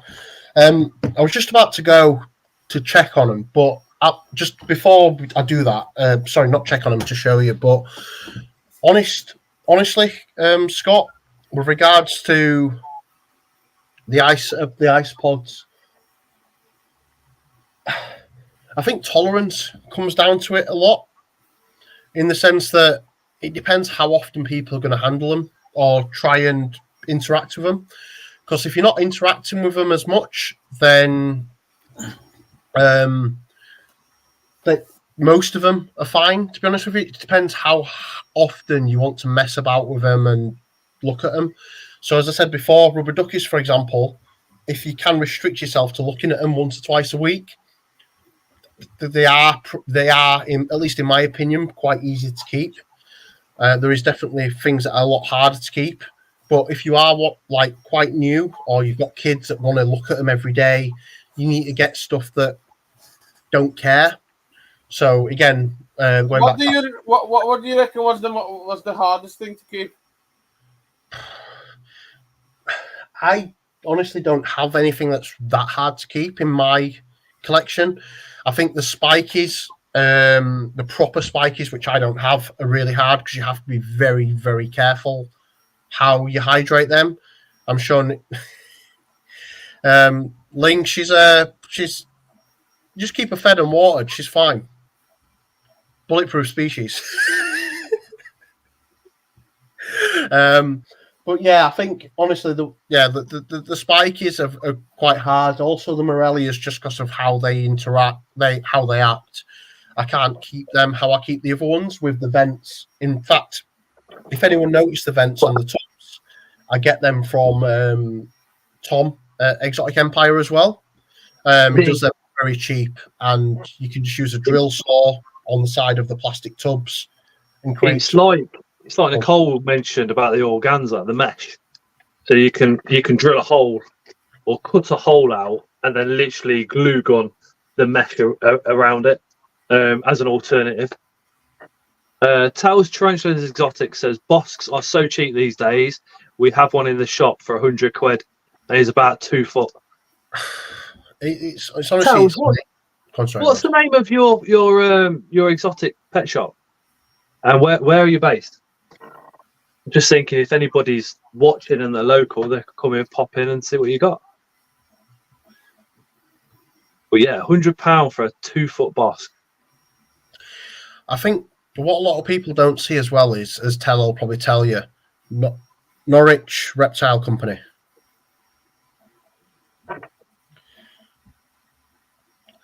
But as Tell will tell you, like, they are honestly like, if you want a dog but you haven't got the time for a dog, get a bosk.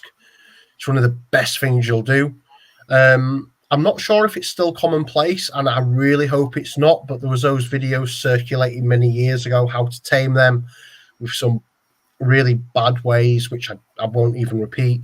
But what I would say, if you have a bosk or you have something similar, I've had 3 over the years, over the past 16 years, and something what I've always done is the fist method.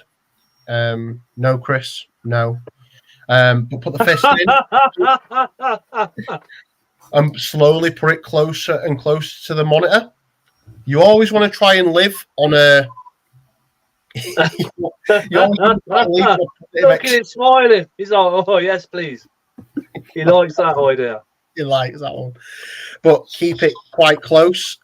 Always try and finish on a positive interaction with them. But also, if they bite the fist rather than a finger, it's a lot harder to grasp, so it's a lot better. But for me, bosks don't change, at least in my understanding. Tell might be able to tell you different because I've only had 3 over the years. But they're not like iguanas, at least in my understanding, where they suddenly change during sexual maturity, where iguanas can just flip one day and totally change. But do you have more experience on that? Have you ever seen them change when they smell pheromones from a woman? Perhaps, I think that's what Ling's referring to.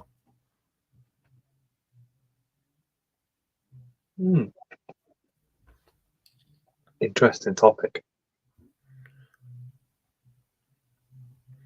Oh, Scott, just whilst we're waiting for Tal to come back on that, I got in touch with your friend at, for the DWA training. I'm going to go down at the beginning of next month, so thank you for that.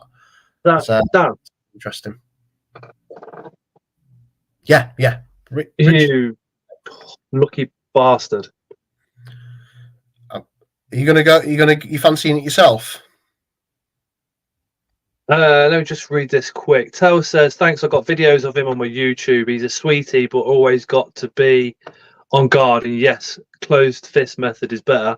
They are so food motivated, and no, they don't.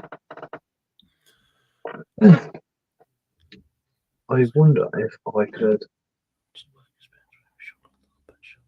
go to Tel's YouTube channel and just copy that. Come back. Dan, don't take Scott. He'll be embarrassing with that ginger beard. I've wanted to go up to Dan Richardson's for a couple of years. I want to be. That's Tel's Tarantulas and Exotics YouTube link that I've just put in the comments. If you guys just want to give her a quick subscription, go check out what she's got going on. That'd be absolutely awesome. Yeah, because he's got a king cobra, and I literally just want to be in its presence. I have a deep fear of king cobras, but an overwhelming passion to be in the same room as one, and just literally just to be able to experience it. I have got no intention of moving from the spot. Literally, if they said stand in the corner, that's exactly where I would be. And I've got no overwhelming kind of thoughts of getting really close to one. I just want to be in the same room as a king cobra, out of its enclosure. Just purely, I can't explain what it is, to be honest. They're just such a big, 14 foot they get up to. Biggest venom yield, full stop. I think the only problem I've set, Scott, and I don't know if you're the same with your kids, but I think my little girl, she's going to be 9 next month. She doesn't understand that certain animals are off limits, because obviously as the dad, she's like, you've got snakes, you've got a turtle. And when we had obviously not the real, shall we say, real sharks, the tropical sharks we had. And I'm telling her that when we move next year, I want to get a caiman after obviously going to see Dan. And she's like, when I get older, I'm going to get a wolf. And I was like, it's not really how it works. And she was like, yeah, but you get any animal you want, so I'm going to get a wolf. I was like, yeah, my friends. She has a point. I don't really. My friends in Coventry, they had a DWA for a wolf cross, and they had it for many, many years.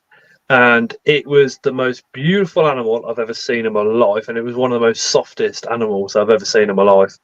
They are. I had one when I was a kid. I can't remember what it was crossed by or anything like that. All I remember is its deep blue eyes, and to me, they don't just look at you; they look right into your soul. And it was just, leave my boxes alone. Leave my boxes alone. They're my boxes.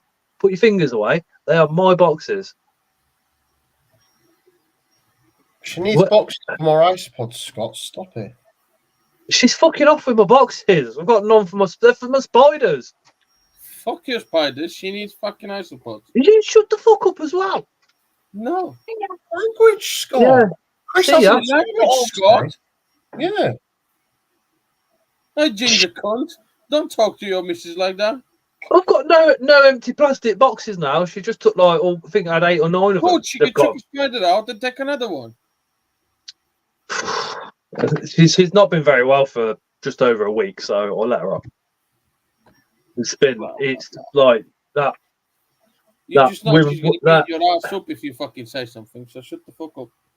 Oh, You last wear week it- she would have done. That time of the month, this time, affected her so badly. She had migraines daily and severe pains and all sorts. It was like, oh my god. She did suggest one day that I took the day off work, but that weren't happening. I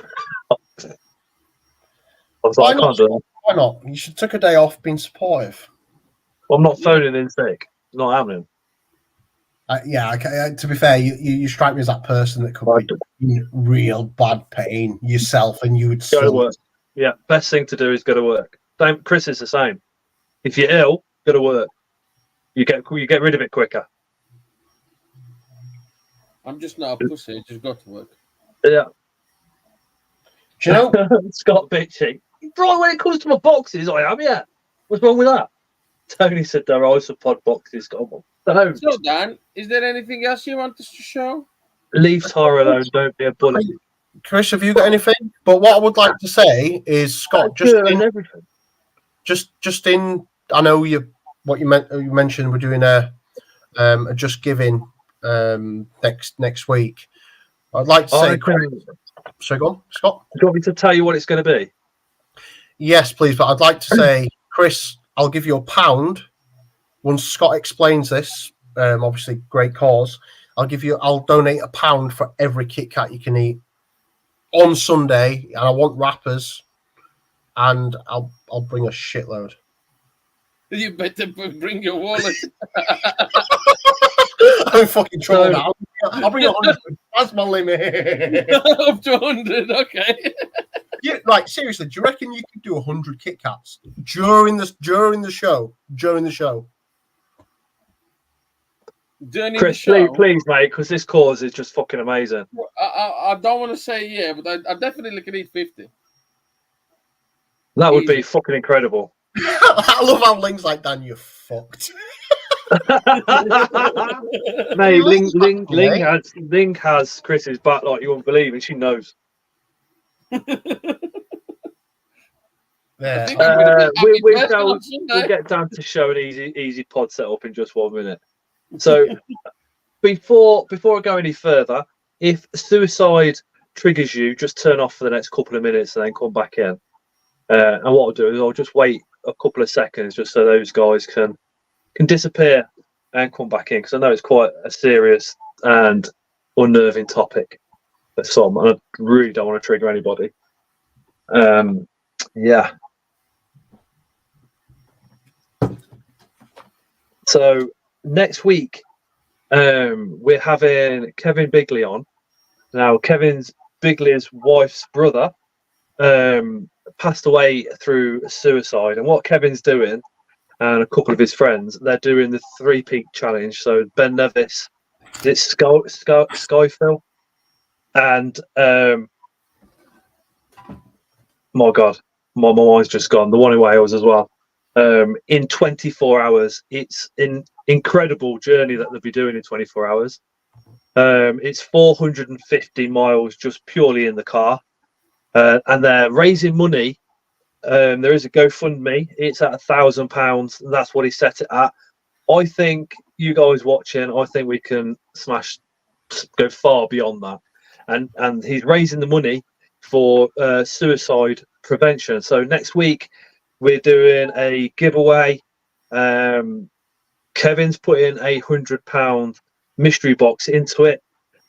You will need to donate in order to be part of it. But yeah, it's setting it up and sorting it out next week is going to be the pain in the butt. So luckily I've got Chris to go. Yeah, here we go. So even if you only donate £1 or a couple of quid next Tuesday, that will be absolutely amazing. We don't, as men, as females, as people, we don't talk enough. We hide our feelings, and it doesn't matter how many times somebody says you can talk to me. Do you? No. Do you bottle it up all day long? Yeah, of course you do. But what we want to try and do is just get that out in the open more and more and more. And it is, like I said, suicide prevention is an amazing cause. I was chatting to Kevin today about it, and he sent me some voice notes of what went on, and it kind of got me thinking. I'm 45, and there's at least like 8 people I can think of that literally passed away through suicide. The wife's brother hung himself and through suicide. So you can imagine there's a few tears, and no doubt there will be on Tuesday of next week. And it is one of the most awkward and kind of taboo subjects to talk about and to raise money for, but we're going to do it. So Kevin's coming on. We're going to try and contact a few sellers and get some other prizes up for grabs and stuff like that. So the way that's going to work is if you donate, then that gives you a chance to win one of the prizes. And that's what's going to be happening Tuesday of next week. Thanks for sharing that, Scott. Sounds It's good. obviously hard share. So just what you said there, I'll take 100 Kit Kats on Sunday. Chris, I know I'll back him to eat them all. And I'll also give a £50 mystery box next Tuesday to obviously give away to anyone who donates as well, mate. That's £50 website value, so it'll be £75, £80 at least they'll get in the actual box. But yeah, thanks for sharing that, Scott. I know it's a hard subject. Appreciate the sport. It is a hard subject, but the point is, it shouldn't be a hard subject. It should be a subject we can go and talk about to people. And I think with suicide prevention, I think talking to a mate, talking to your parents, talking to whoever it is that you open up to, we are not trained counsellors. We can listen, which is the first step on the road to recovery, if you like. But what suicide prevention does is it puts counsellors out there, so then you can slowly build yourself up to talking to someone. I mean, I spoke to a trained counsellor many years ago, and the stranger factor is the only reason that I could open up. You know what I mean? If it had been Chris, yeah, there's loads of stuff we'll talk about to Chris, not a problem. And nowadays it's different because I know how important it was to speak back then. But if I ever felt like, I know I could message Chris and he'd be there. But I think when you first enter a situation like that yourself, I think it can be for a lot of people a lot easier to open up to a stranger than what it is to somebody that you know. Because you're sitting there with a counsellor, so you know they're not going to judge you. You know they're there to support you. But talking about it, my God, you go through every emotion you can possibly think of. But yeah, like you said, it is. Hey, Josh, it is one of those subjects that's very difficult to talk about. Not so difficult, I wouldn't say, to raise awareness because a lot of people already know about it. But we're going to keep chucking it out there now. And yeah, so next Tuesday, it's going to be a very mixed emotion. So again, if you do feel like you would be triggered by a suicide awareness and prevention kind of evening, please don't watch. You can still support. The links will be in the description to drop to Kevin's GoFundMe. And if you know Kevin Bigley personally, you could pop over to his Facebook page. All the links are there. Drop him a PM and just tell him what a great thing he's doing. Just give him some confidence because he's going to need as much support as he possibly can to do 3 peaks in 24 hours. Don't think I'd get up 1 peak in 24 hours, let alone do all 3. But yeah, so hopefully a lot of you will also be here for next week. It's going to be a great cause. Any donations on the live will be going straight to that as well, but I would prefer you to do it through the GoFundMe because then he gets every single penny. Well, hey, Sally. Next Tuesday, you can win a £50 mystery box from Post Pods. You can, hey, Jason, you can also win a £100 mystery box from Kevin Bigley. I have a couple of other little strings I can pull to try and get some other little bits in. Well, I say little bits. I think it was somebody will really help. But if any of you guys have gone through this and you've had a counsellor and you've come out the other side and you want to join the live, actually on stream, talk about your experience, that would be absolutely incredible. If not, do not feel under any pressure. Just drop me a message on WhatsApp or any of the socials because it'd be good to hear from somebody that's gone to that point of suicide, spoke to somebody, and then come back, and all the rest of it. But yeah, I've actually got a Kevin box coming this week, so I cannot wait. But yeah, that's what's happening next week.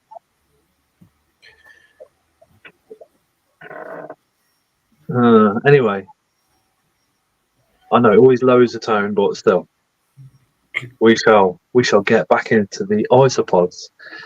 So Chris. if you want 20% off at postpods.co.uk, pop over there now, drop the code in fake beard, go check out the sale items because somebody forgot to not include them. So all the sale items are actually on 20% discount as well. It's all good. It's all good. Oh, sorry, Josh. Well, at least you know the wheels are turning, though, dude. And you've only got to get to the 10th. Well, yeah. I think that's the thing as well, Josh. Like, you've already made a massive step by going to get help, and I think that's that's a really, really good step, mate. So really well done there, mate. Really well done. Yeah. I mean, I think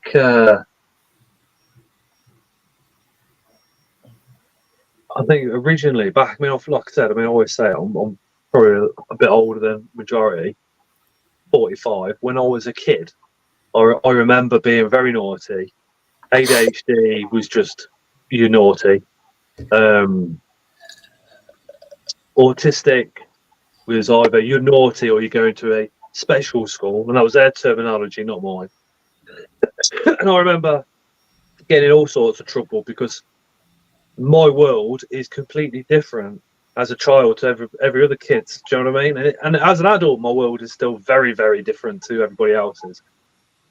But I got literally told my mental health issues was I was naughty because my surname was different to my stepdad's, and that was coming from the trained psychiatrist, probably around, probably about 37, 38 years ago.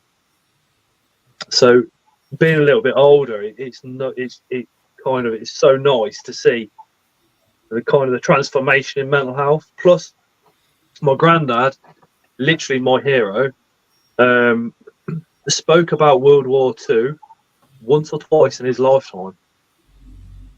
Once or twice. And the things that man seen, on the boats and on the landing craft, especially at D-Day, were absolutely horrific. And he was still come from the generation of stiff upper lip. You just carry on. It's fine. You carry on.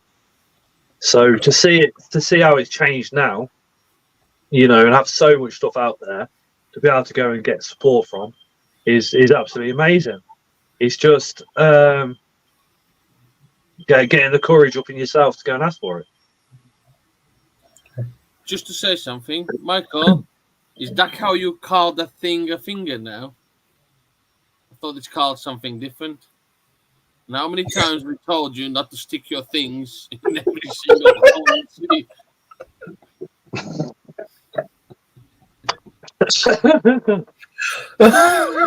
Fuck's sake, Chris. What? Osmond, my generation it wasn't even that. It was like you get battered. You got battered and then chucked outside to go and play. Fuck's sake, Chris.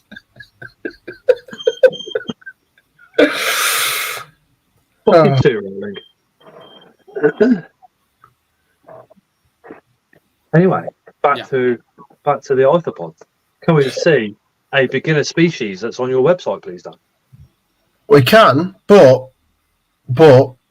no buts. We need a so. We need a we can. So what I'm going to do? No, but like so I'll start with so. What have you broke? I've just texted a few people whilst we've been on this conversation. Bugroom's going to get in touch with you, Scott, to do a giveaway as well for next Tuesday. So Si kindly from the bug room is going to do a giveaway. He's not on the chat at the moment, so he'll message you and let you know what he can. He will give away, but he is definitely going to he's definitely going to give something for the cause. And I've messaged a few other breeders as well. So as soon as they come back, I'll let you know as well, mate. But That's incredible. No problem at all. Really, really great cause. To be honest with you, Scott, what are you doing? Neighbour's fire alarm was going off. Okay. It's posted on Kevin Bigley's. Hold on, I'll put his link in the chat. So sometimes people will donate like on the actual chat itself. Don't do that next week.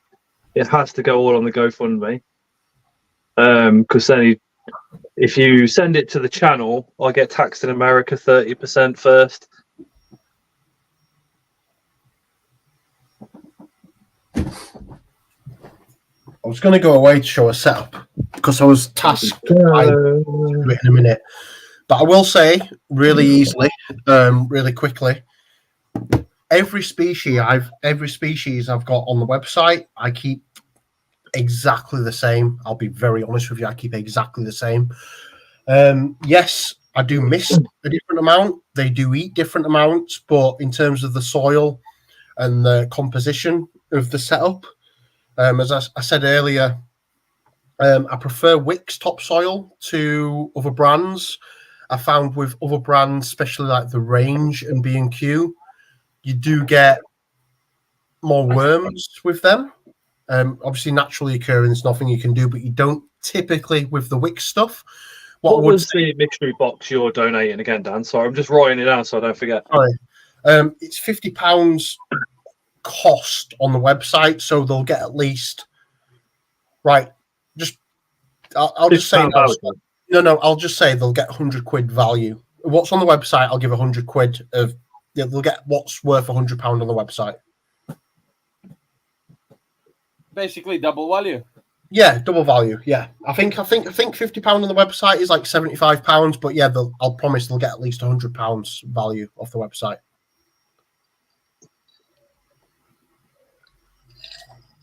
Very good, really nice. Si from the bug room is at the gym at the moment, but he will get in touch with you later to let you know what he can do. And as and when the other breeders come back, I'll let you know as well, bud. And I messaged 5 people, and I'm sure they'll all give away. So I'll let you know as and when they come back. But yeah, so regarding the setup, in terms of the soil and things like that, it's honestly, so yeah, Wicks topsoil, and then I use Eco Mix by Arcadia. Really, really good. You don't have to use a lot of it. I know it is quite expensive, but it does have a really good blend of different things in it. And then I also add in wood-fired pellets, which I'll share in Scott's chat. So if you're not in the WhatsApp at the moment, please join that, and I'll share that link. And then in addition to that, as and when, I also add in bat guano, especially for the cubaris, and worm castings as well. One thing that's a really good trick for everything, Tetra pond sticks. Really, really good. Very, really cheap as well. These are about £2 from Amazon. From Asda, also from Morrison's. Really, really good. And everything loves them. And this, like I say, was £2, and it's 100 grams, but the tub is full. And this is what you probably saw in some of the tubs earlier. Also, Nicole's going to do a giveaway as well, Scott, for you. She's just come back to me. Oh my God. That's 2 from 5 so far, Scott. So we're on one, and Nicole's got some very fancy stuff. So no pressure, Nicole. She just said, I messaged her about 10 minutes ago. She said, sorry for the delay. I'd love to do one. I was just busy watching the live. I wasn't on my phone. So yeah, Nicole will get in touch with you, Scott, to let you know what she can do. And then, like I say, I've still got I mean, 3 people. it's Kevin's giveaway, but my God, I'm feeling emotional. This, I think, what a lot of people, yourself and Chris, but also in the chat, this hobby does a lot for so many people. It's amazing. It is amazing. Like, I'll be honest, like, I hope you don't mind me sharing this, Scott, but when I'm having a really bad day, really anxious day, I'll speak to Scott.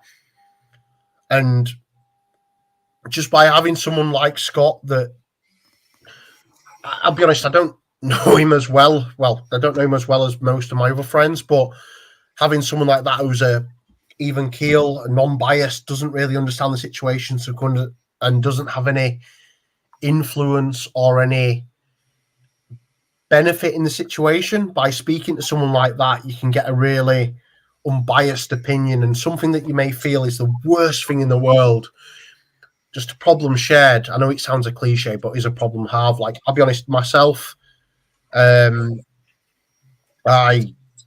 have to take Prozac every day for depression. Get really bad anxiety, as well, as Scott knows from before the chat, before I came on tonight. But this community has also people from all different walks of life, has so many people that just love this hobby. It's like going to the gym, as you know, mate. I think it's as Ling said earlier. This hobby, we're all colourful. We're not boring.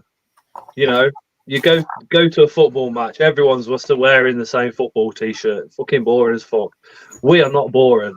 We are loud, very loud, and yeah, we're all into. How do you know what my nipples look like, Ling? What the fuck? You have great nipples. Chris, just change Dan's name to Nipple King, please. No, I wouldn't do that. What the fuck? Why would I do that? Tell me. Oh, she did, yes, because I wouldn't hug her. So yeah, going into, again, my weird traits, I don't like human contact. And even my partner is like, oh, can somebody go put £4 on their giveaway? I'll just put the link in again. Yeah, do that. I'll what I'm really, really hoping for is we can add a couple of extra £100 next Tuesday. But the man behind it, Kevin, is such a lovely guy. Honestly, such a beautiful guy. I mean, there was a little while back, quite a couple of people got scammed, so they paid money for mystery boxes, not from the main sellers, and some spiders and things like that never arrived. So he sent them mystery boxes for free. Wow. But that's just the kind of guy he is. He's such a nice bloke. Tony, I totally get that. I suffered with mental health issues for years, and I'm guilty of not sharing, as it seems too much to explain and share 30 odd years of stuff. No, it's not. It's not. It's really not, is it? But the wife understands that she's got a lot to deal with the kids, her own mental health issues from the past, and she don't mind me talking about it. But so she knows that when I'm, not exactly the best, I've got my animals, and that's exactly where I go. And the animals don't talk to me, they don't do anything. They just breathe and just be. And it reminds me that it's fine that you can just be. You don't have to be doing anything as long as you're just there. If that makes sense. Not to turn this obviously dark, but that's exactly how I got into reptiles, Scott. Exactly how I got into reptiles. For fuck's sake. Just saying that he's changed my fucking name. Thank you.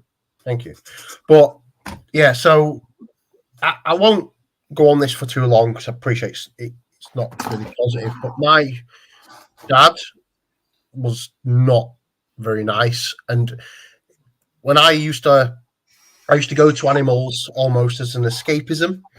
Like you said, regardless as to what else is going on in the world, the animals are great. The animals don't care. And my dad he used to always like, he'd only let me get animals that I was scared of, believe it or not. So he was like, okay, believe it or not, like I used to only like furry stuff. So he was like, right, you can have a spider, a snake, or a scorpion. So I know you hate all that.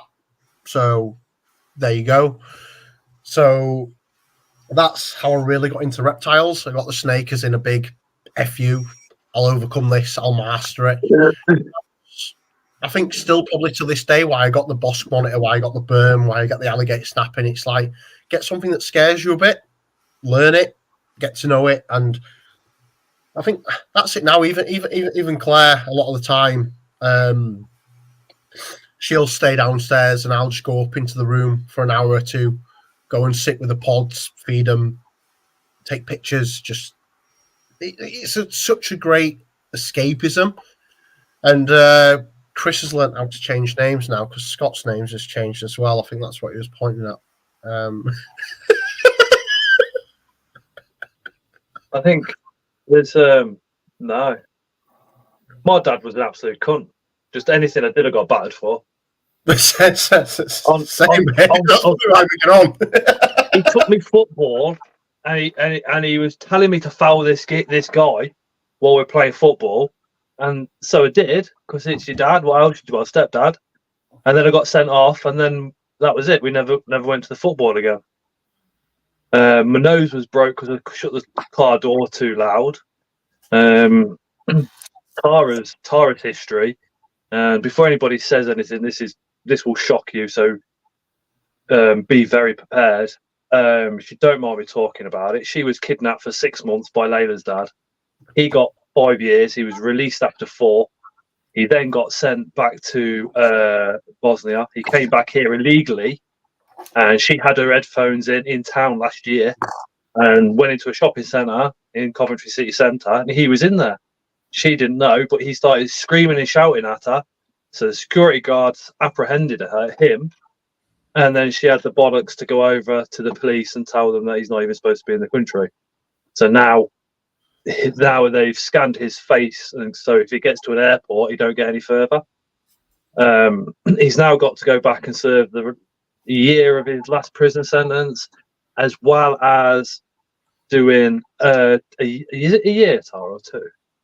Is it a year or 2 years? Or Later, Dad. No, in deportation centre. oh no, they're just waiting to deport him, but it could take up to 3 years. So being in a deportation centre for up to 3 years. But that's just part of it. She was kidnapped. She was held to what? Locked in a bedroom for 6 months. Cup of tea a day and a sandwich. Yeah. When we got together, she was constantly saying, "Is it okay if I do this? Is it okay?" I went, "You do what you want." And it took her around 3 years. And the rest. Yeah, she still does it on occasion now. She still asks me, and I'm like, "Don't fucking ask me. You go off and do what you want." But that's a small part, isn't it? Mm-hmm. The childhood was just. I don't know how you got through childhood. Yeah, but here I am. Got my earphone in, and it's dead. Yeah, her mum was a drinker, so she used to get drunk, and then Tara used to look after her, and literally full-time carer. As well as look after all their little pisshead friends. And look after the pisshead friends and cook them all dinner, and like Look after my 5-6-year-old this is. There is another story, but I've not asked her if it's okay to share, and I'm not going to. carry on. Oh God. So she got palmed off to the neighbours one time because their mum wanted to go out drinking with her mates, and her mum had never met the neighbour's granddad, and he was the one that was left in charge. So the unthinkable happened to Tara when she was 6? 8 years of age, and a sister. This is probably why her sister got all wrapped up in drugs over the years. We think it's the only reason we kind of keep a little bit of a hand there with her. to be honest. But we can't. Well, Tara confided in me last year. We contacted the family. The guy's dead, but the granddaughter said, "We know what you're going to say. Yeah, he did it. He did the same thing to all of us." But the thing is, from that, Tara went through all that. No suicide, just still marching on like a fucking trooper. And it's like when I put that Facebook post up about 2 years married, the rock that I never knew I needed. Literally, here she is. She is. Tara's always. No. French Donna says same. She was 9 to 15. But I always kind of think if Tara can get through life, so can I. You know what I mean? Even at work, if I've got the worst job and I'm thinking I can't do this, I'm going to have to refer it back. I think, well, if Tara can get through life, I can do this. And I'll do it every time. Every single time. What happened with the beginner, I suppose? What? I tell you who else is very strong, Dan. Where is he? Chris.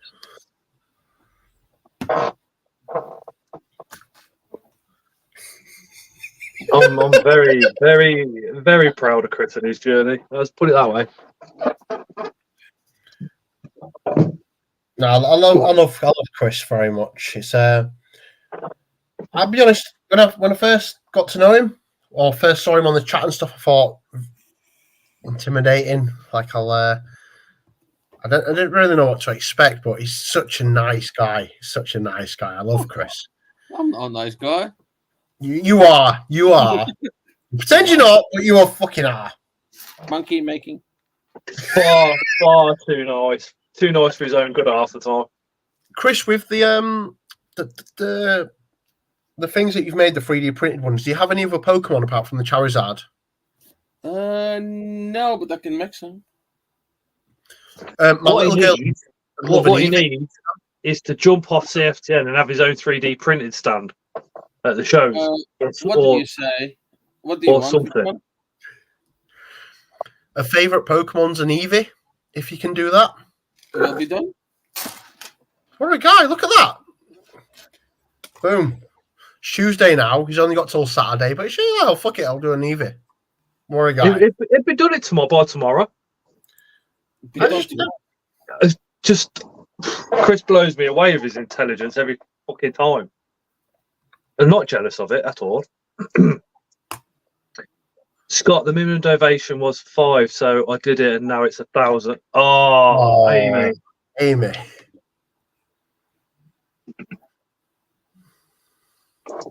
Love that. Well done, Amy. Well done. The only issue is with me being on the chat, and I've never been on before. I'm not sure if Ellie's calling me the ginger wanker, chatting shit, or if no. Ellie, a few years ago, Ellie used to join the streams on a Tuesday and give me shit. She's since chilled out a bit from YouTube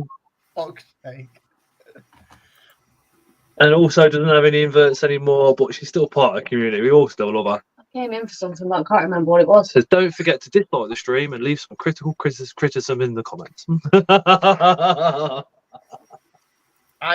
Scott, I've sent you a link on WhatsApp. If you can post that onto the chat, that explains where to get everything for a basic setup. I've had to send it to Chris because I can't do it from here. But I haven't got access to the comments. I've only got access to the comments on the laptop. No worries, but yeah, it's got links to like Dubia Paul's site and I think to Size at the Bug Room site and a few other people, just explaining how to set stuff up.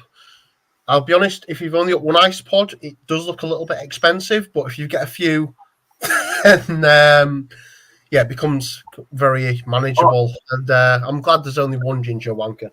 That's okay. As long as that's not me. I will tell anybody that hasn't got isopods, if you go over to Dan's site, and I'm going to shout him out again, postpods.co.uk, Fake Beard, 20% off, even off the sale items, because Dan cocked up. If you buy one, trust me, they are just as addictive as tarantulas.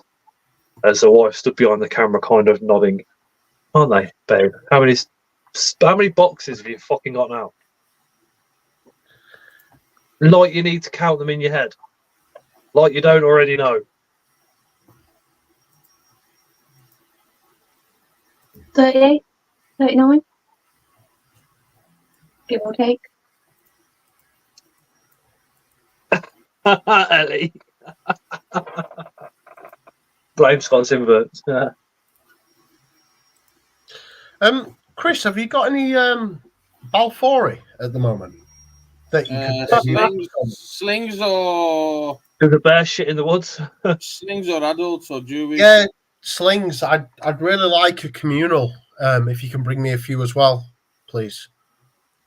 If not, I'm happy to take bigger ones, but I've always really wanted. With the communal, if you message Link, she has a large, nice communals.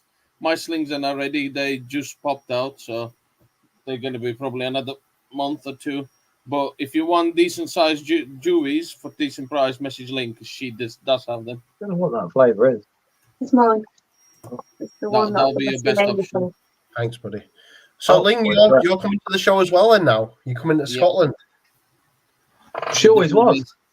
What did I come in for? Tara, you came in to tell Scott that you're taking over. You're taking over the shed. Get rid of all this shit. I'll make do with the cupboard under the stairs when you put shelves in it, Scott. Her shit is not coming in here. How the fuck has he done that already? Told you, the man. That is mental. Ellie says hello. Hi. She says hi, Tara Ling, and any I may have missed. Because he's a genius. No, just know how Google works. He needs to be. I don't care what the fuck he says. He needs to be a managing director of a company, like a big company. I am a He's got the brain power he's got is just, and you don't realise it half the time either, Dan. It's just incredible. How are you sitting in here when it's this hot? I don't know. 25 degrees.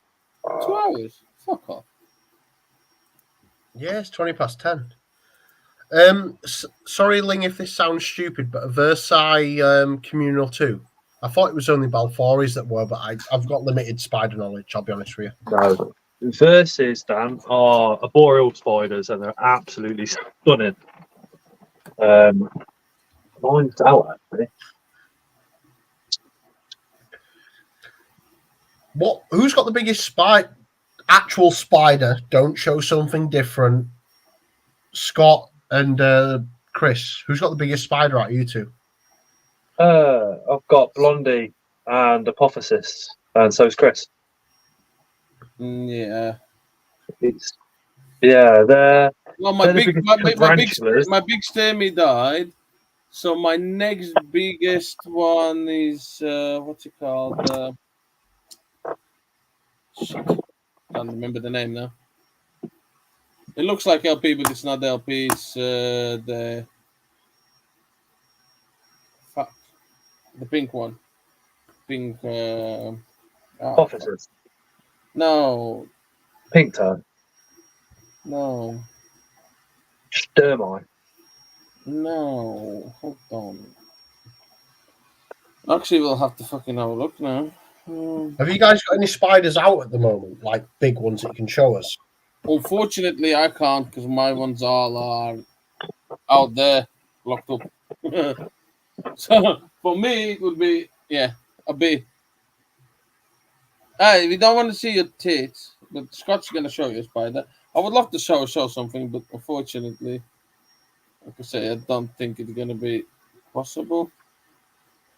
Oh my god! Hold on. Especially after us fed all the spiders this weekend, the shed is in a fucking state. I haven't cleaned it yet. No, it's not Klugi. It's not even Locidora genus. It's on my top of my tongue. It's quite expensive as well. That's my free roaming orb weaver. Oh wow! So that just sits there. She never tries to even go out of the window, even though the window's open. Ecam Pastratus. That window's only open because I'm in here. Right. Okay. Ecam yeah, Pastratus. And it's a bit warm.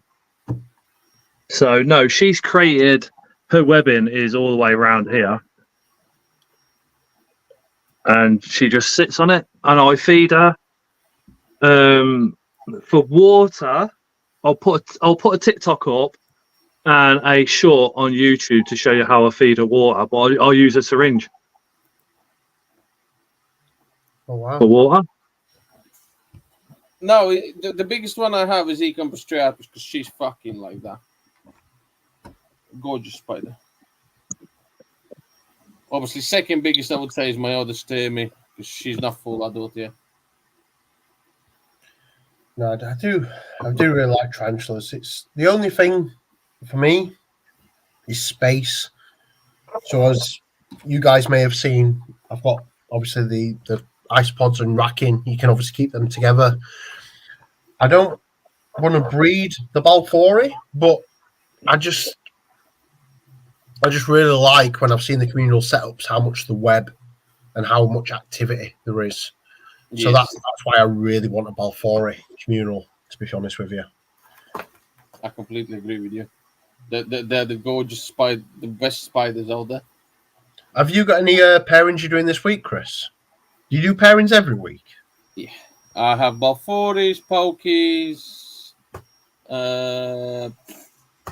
Grammostola, Rosea, what else? Ageniculata, and something else to pair. I'm lacking males. That's the problem. It's the big show. What we missed set me back, and then I haven't been buying males, and I possibly have a Miranda male coming quite soon. I just need males. That's the problem. I can't get enough males, and the ones that I can get, I don't need anymore. I have like Sorry, go on, bud. 70 or 80 paired spiders in the shed. What's the average like male to like?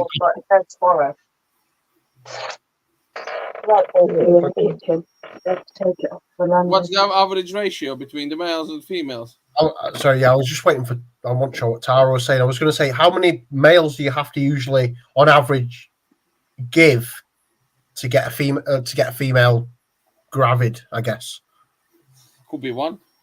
It literally is a game of luck. It's a game of luck. It's like I paired a lot of my Balfouris with one of the males. With one of the male. 3 of them dropped the sack. It was unsuccessful. And the rest of them molted out. And then sometimes you just pair with one spider, and a week later you have a sack. You never know. My Regalis dropped after 13 months of the pairing. My pumpkin patch was the quickest one. I paired her, and literally 30 days after I paired her, I pulled the sack out with him. Oh, yeah, I'm getting a thing in Vaselli. Yeah, that one as well, Bart. I have so many. I've not got as many spiders as I did pre-nematodes. Put it that way. What a lot of people don't say is how many unsuccessful sacks you will have. A lot of YouTubers just post successful ones, but you get a lot more unsuccessful ones than successful ones. If it would be easy, everybody would be doing it. Yeah, 100%. 100%. Oh, nice one. My Versi compared, she molted. The Hattie had the babies.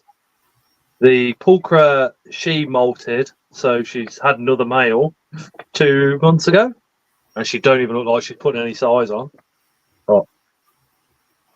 My Grammostola in Hergy is webbed up closed, so either she's gonna molt, either she's gonna drop. I have no idea. Like Chris says, a lot of YouTubers put all the positives of their breeding up, and then everybody thinks they're God, and it's like, hold on a minute. You know, I've bred, and I know for a fact that it doesn't always run as nowhere near that easy.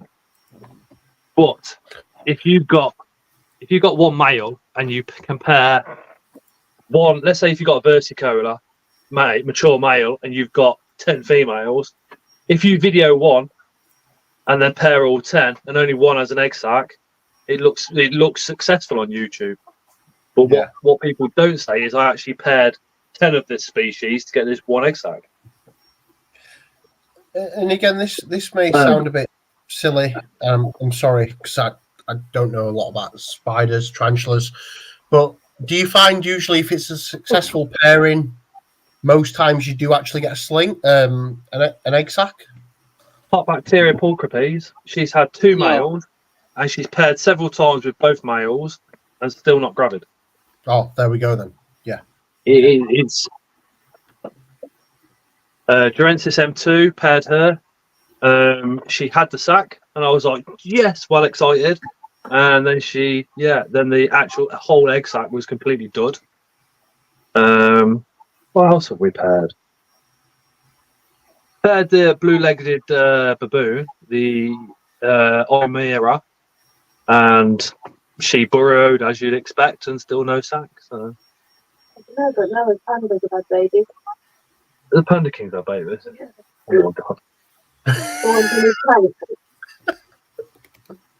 Exactly like Amy just said, there's no silly questions. You all learn at some point, and somehow you need to find out what's what.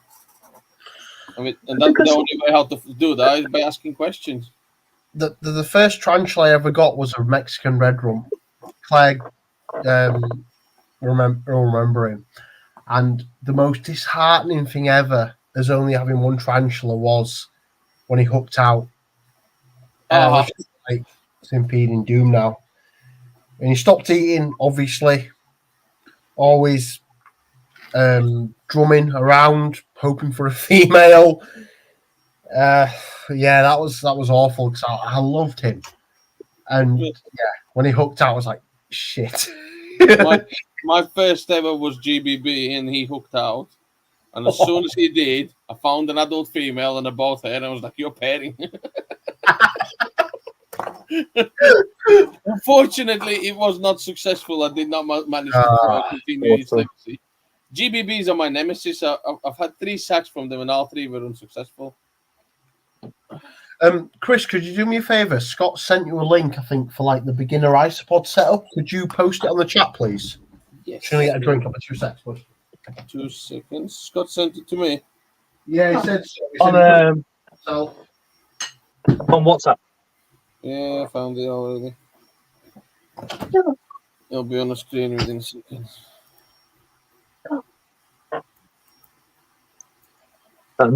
Yeah. There you go.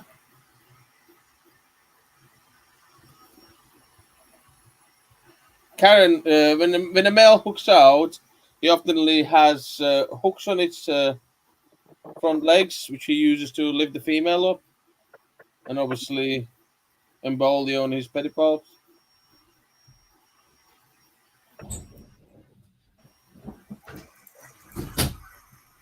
Got quite a few baby pandas in there.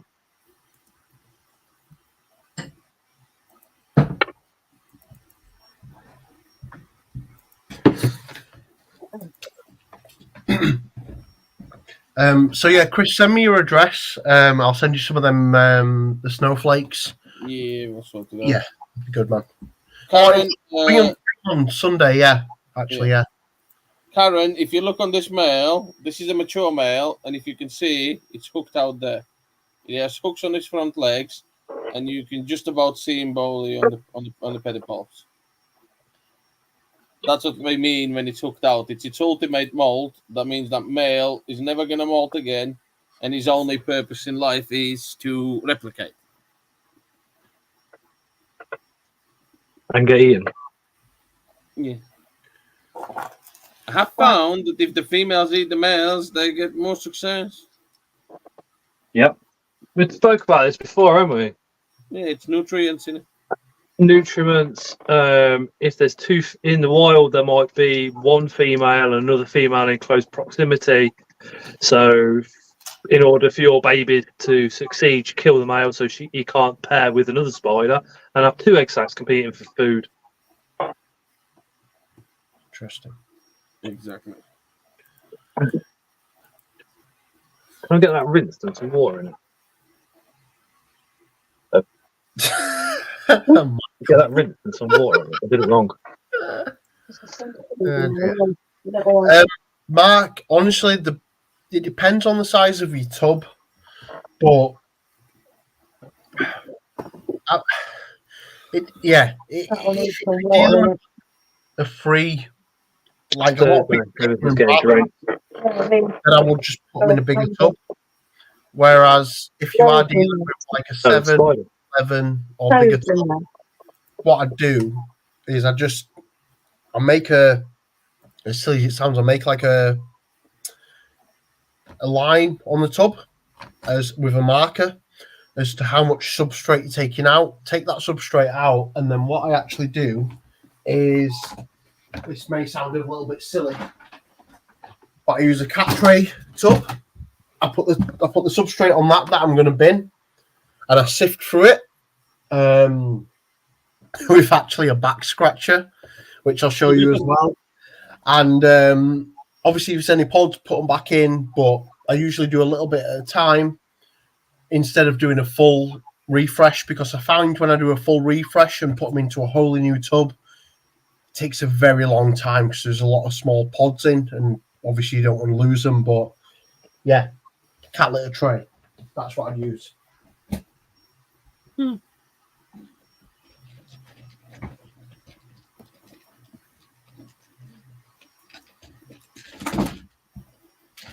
And then boom, back scratcher. Weird little thing. Well, not weird little thing, but one of these for scraping through the substrate and finding missing ice pods. Really good. And I think these on Amazon are about £5. So James has actually stood out. The cynical developer has just texted me and said, "How do you not lose isopod eggs during the substrate change?" Well, something with isopods, you may always lose them, James, but they do generally hold the brood until they're a certain size under the stomach, and then they do release them. So there's always that chance you may miss very small ones, but you should never really miss eggs. They'll come off and then be moving, like almost like, I know, James, you used to obviously breed royals, which are obviously egg laying, but isopods I like to think are very similar to your boas, like the live bearing, in the sense that they usually stay underneath the isopod until they're a certain size, then come off. But yeah, there is always unfortunately the risk, but I will do, if it's a really expensive isopod, is you can sift it, put the stuff back into a tub, re-sift it. But most of the time with one of these little back scratchers, you'll catch the most. And also, James, you work like 13 hours a day. So how also do you have time to post in the chat or message me? That's the question, mate. And I want you to post in the chat as to how you manage that. It genuinely works. It is, Dan. It's 25 to 11, so unfortunately I'm going to have to close the stream pretty soon. No problem, guys. No problem. Should go to bed soon anyway. We did enjoy this one. Right, people, while the stream is going, go and grab the discount while you can. I'll leave it on until the morning. How's that? Ooh, that sounds even better. Grab while it's going. Last few hours. What? I heard that. Your pussy wants you, Chris. Including the sale items. Yeah, amazing discount. Luckily, like I said at the beginning of the live, Dan did mess up a little bit, so all the sale items that code also works on. It's all good. All good. Happy to put that. All good. Oh, Karen McGuinness is skint till Thursday. Dan, can you do something there, Dan? I've already spoke to Karen, mate. It's all sorted. She actually only 45 minutes from the show, so we've had a chat, and yeah, she'll be okay with the stuff that she wants. Best live stream to date, BH has said Scott. No idea who that is, but Who? maybe I'll be back on. Who? Sorry, my internet just Bastion floundered on me. said best live stream to date. Yeah, that Bastion is absolute legend. Is Bastion? Oh my god!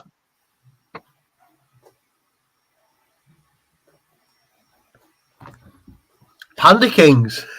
They're not mine. They're not mine, and they're not Tara's. These are Noah's. These are Noah's. Yeah, Noah had his own setup at one of the shows, Oh, mate. and oh man, Noah is a child which everyone says ADHD, can't get him diagnosed, not old enough, and then in Coventry is like a 2 or 3 year waiting list now for him. But he is a 100-mile-an-hour child.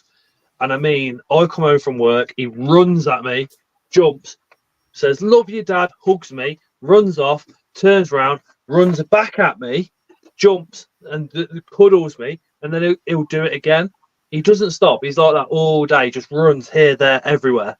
I don't know how. He's our little fat kid. He's like me. He carries a bit of weight as well. So, but he runs all over the place, and he can't go to bed. He has to just literally run himself to sleep, if that makes sense. When it comes to the insects and spiders, he's got his own spider. It's actually here, which is the Trinidad olive. So yeah, the insect. When it comes to these, he stopped. He literally all that energy disappears, and he just goes and you can see him melting when he looks at millipedes, isopods, spiders, stick insects, anything. And when if I go to a show, when we come back, if we bought anything, he comes flying over, and he won't rest until he's seen what we've got, and he absolutely melts over stuff. Literally, it's the only time that child will literally stand still, concentrate on something. He reminds me of me at that age, because when I was that age, you can't focus on one thing. You're all over the fucking place, and that's how he is at the moment.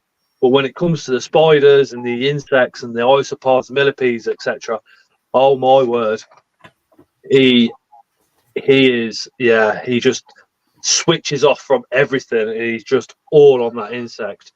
He can say Monostropus balfouri. He refers to woodlice as, they're not woodlice, they're isopods.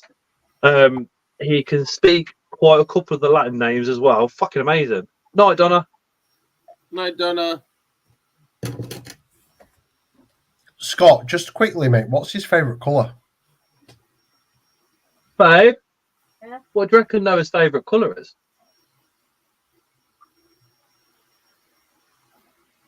Definitely not ginger. No. He's very kind-hearted and a soft child. Until he fights with his brother, and then that statement goes out the window. But yeah, he loves pink.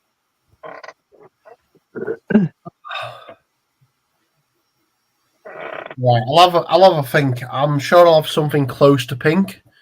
That yeah, I'll send it with Tara's stuff. I'll find something close to pink. But The video is by the Mad Animal House, exactly.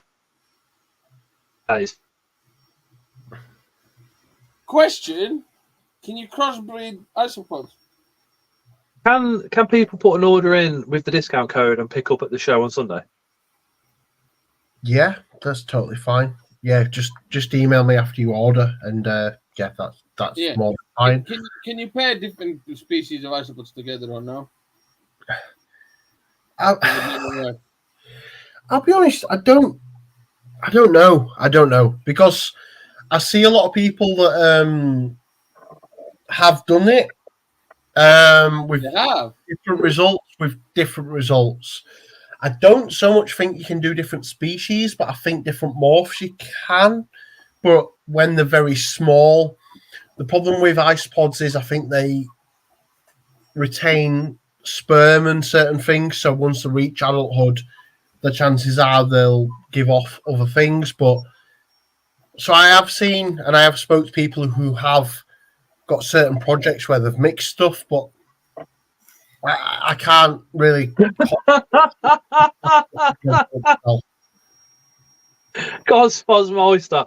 Chris wants to crossbreed a red and a yellow one to get a ginger one. Yes. But then the problem is the ginger isopods would just be sat on their own. They wouldn't be sat in a communal with other things. They'd just be on their own doing fuck all. Because gingers don't have friends. Exactly. At least in my experience, anyway, as a ginger. I don't know if you can see that, Baba. Well, your experience is shit because you have friends. There's 2 here and about 30 in the chat. That's something with keeping animals as well, inverts and reptiles. It's like, do you keep spiders? Yeah. Do you keep spiders? Yeah. Some of your best mates. Do you keep isopods? Yeah. Do you keep spiders? Yeah. Best mates. You keep reptiles? Yeah. You keep best mates. It's crazy, isn't it? Infectious, isn't it? It is. And I think, like, again, Not to go Michael. back, like, I appreciate full circle to go back to Springtails. laughing at the ginger springtails. Yeah, that, you know, this hobby helps so many people out from different aspects of life. Could you breed? Could you make some ginger springtails? Call it species Scottsinverts. I've got orange springtails. I mean, Species fake beard wanker. Species fake beard. Oh my god! Imagine. so right, Scott, Imagine. you have to answer us this before we go off. How long have you gone without cutting the beard? About 2 months. Fuck off. Yeah, No, I have it. entirely. Fuck off. I have it trimmed once a month. What's the Last time I had an inch off it a couple of weeks ago. But I've been growing it for 2 years. More than 2 years, matey. Is it more than A 2? lot longer than 2 years. Well, I've known you for 3. You fucking lying fucking git, and you already had the fucking beard. And if you look at it, we still yeah, but I shaved it off a few times. What? It's been about 4 or 5 years. It's not. I've shaved it off a few times, but this length, well, growing it like this, yeah. I kept trying and then shaving it and growing it and shaving it. But you've literally just got to go, fuck it, I'm growing it, and that's it. And you just got to wait. See, I'm the reason Chris has got a beard. Chill lying git. I can show you. He never had a beard. I was in a hobby. My beard was like fucking bigger than yours. You fucking lying fucking git. And I'm not a true ginger either. I started life out blonde. Don't even dare say you dye that. Look. That's great. No, that's like mousy blonde and grey. But I was always blonde. The beard was blonde until it started shaving it. Then it went darker blonde, and then it went dark blonde, and then it went ginger. So Right. I'm actually a trans ginger. What colour is it downstairs? Mousy blonde. Fuck off! It's ginger. Look, where's the ginger? That's black, actually. Well, it's sweaty, but yeah. When I had long blonde hair, and the girls used to plait it and all the rest of it, they found ginger in it. They found bright red in it. They found black hairs in my head, blonde, obviously, but I was actually blonde. But I had every colour of the hair rainbow, if you like. Before we finish, Chris, I'll give you 100 Kit Kats on Sunday, but I'll double up for the donation. Amazing cause. How many Kit Kats you can eat in the first minute? In a minute. Yeah. Like, bear in mind you've had no Kit Kats for the day. Please don't eat before you get to the show. I will feed you. I don't need breakfast, so. All right. So, right, how many do you reckon in a minute you can do? Normal Kit Kats, not the chunky Fully ones. swallowed. Yours. Oh, just Chris. how many I can squeeze in there?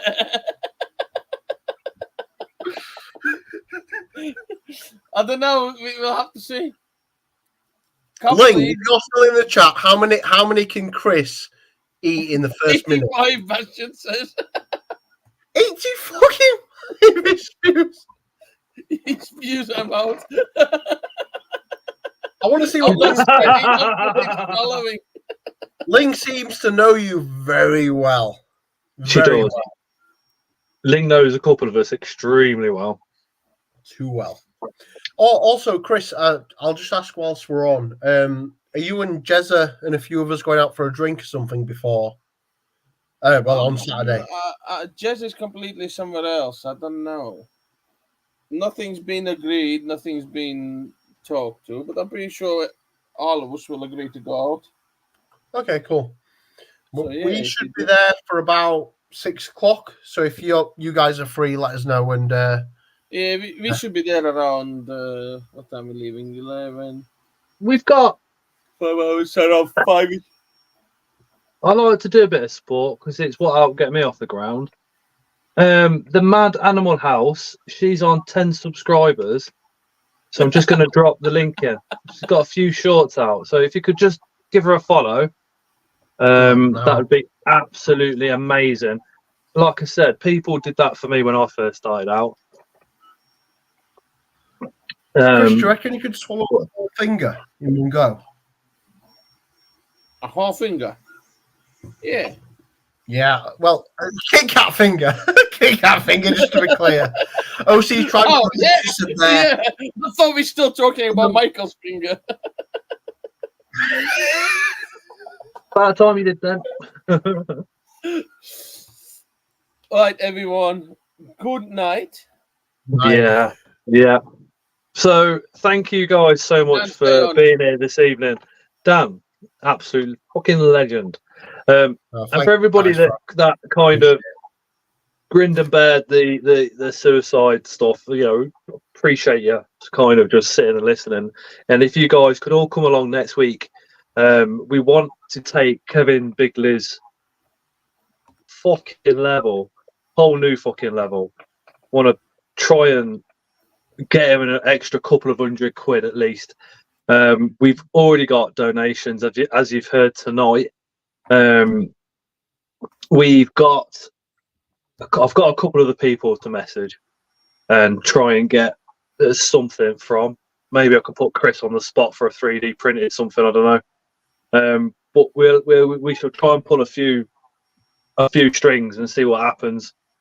And try and get some more bits and bobs on for next week. But I have got to try and work it where you make the donation and then that's how you enter. I think it's a £5 donations on his website, which I know what you're going to think. That's a lot of money. You should only do £1. No, it's a fucking good cause, so it's a £5. And I think what it will be is one donation will cover a go on every single prize that there is. Which all that stuff is going to be down to Chris because I ain't got a fucking clue. But Kevin's going to be joining us on the live, so he's the one that's like directly affected. He's the one that's put it all together. He's also one of the ones that's going to be climbing the 3 peaks in 24 hours. Amazing. We are literally just a platform to help him try and get some more cash for the GoFundMe for the suicide awareness and prevention. So next week there'll probably be some tears. I might even get Tara to come up and talk about her experience, and if anybody's been had an experience of feeling that way and going and getting support and getting through it, and if you feel strong enough to come up and chat on the live, please do so.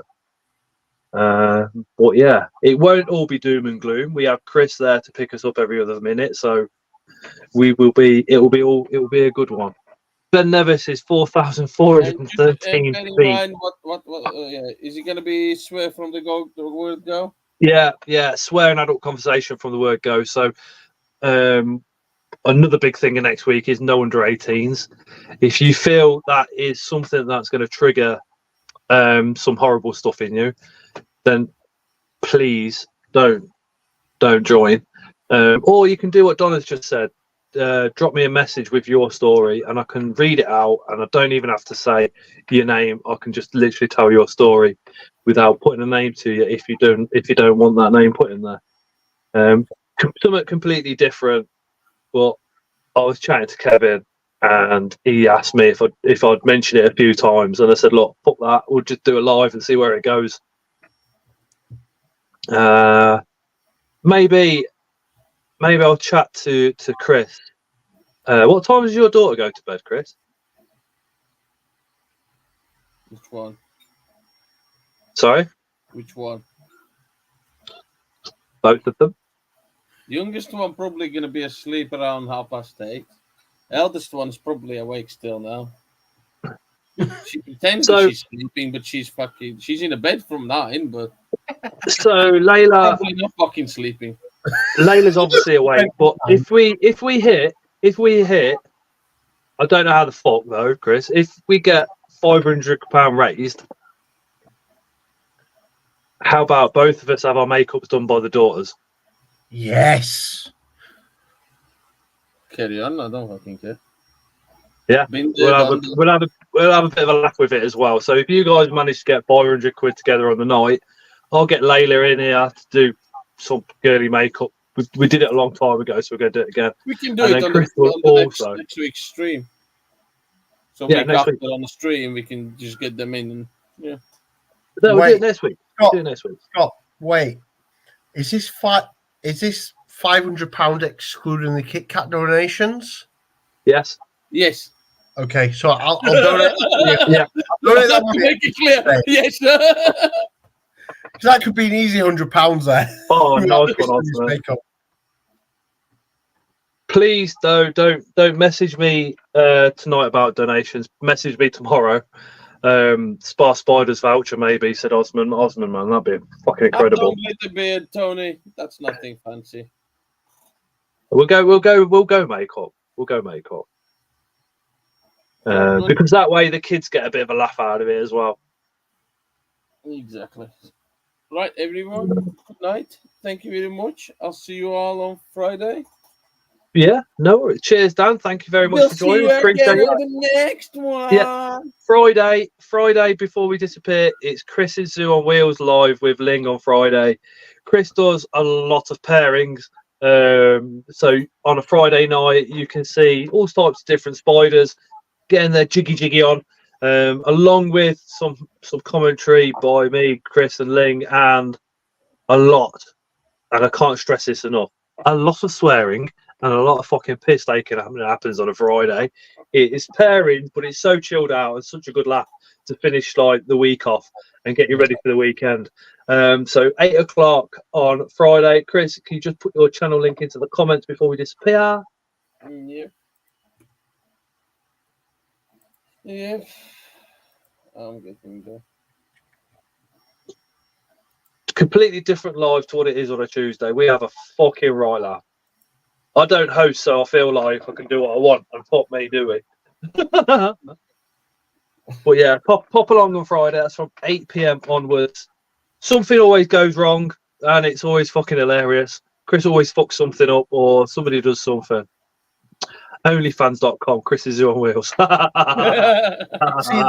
is the issue I have. I feel like I'm a feeder to Chris. Because every time publicly, I'm like, oh, I can't wait to feed Chris Kit Kats. And everyone's like, the problem is, when Ling told me how many Kit Kats he can eat, I gave him, I think, 12 normal, and I think it was like 8 chunkies. And it was even halfway through the show. He came up and was like, yeah, finish them, mate. Yeah, I was like, how the fuck have you eaten all those? So, Chris, Sunday, 100 Kit Kats. I'll do a 100 Kit Kats challenge. I want all the rappers I'll by the end have of the shit show. afterwards, but fuck it, I'll do it for donations. You're both legends for it. Love you both. Chris, if is Ling still watching? I think she's Probably.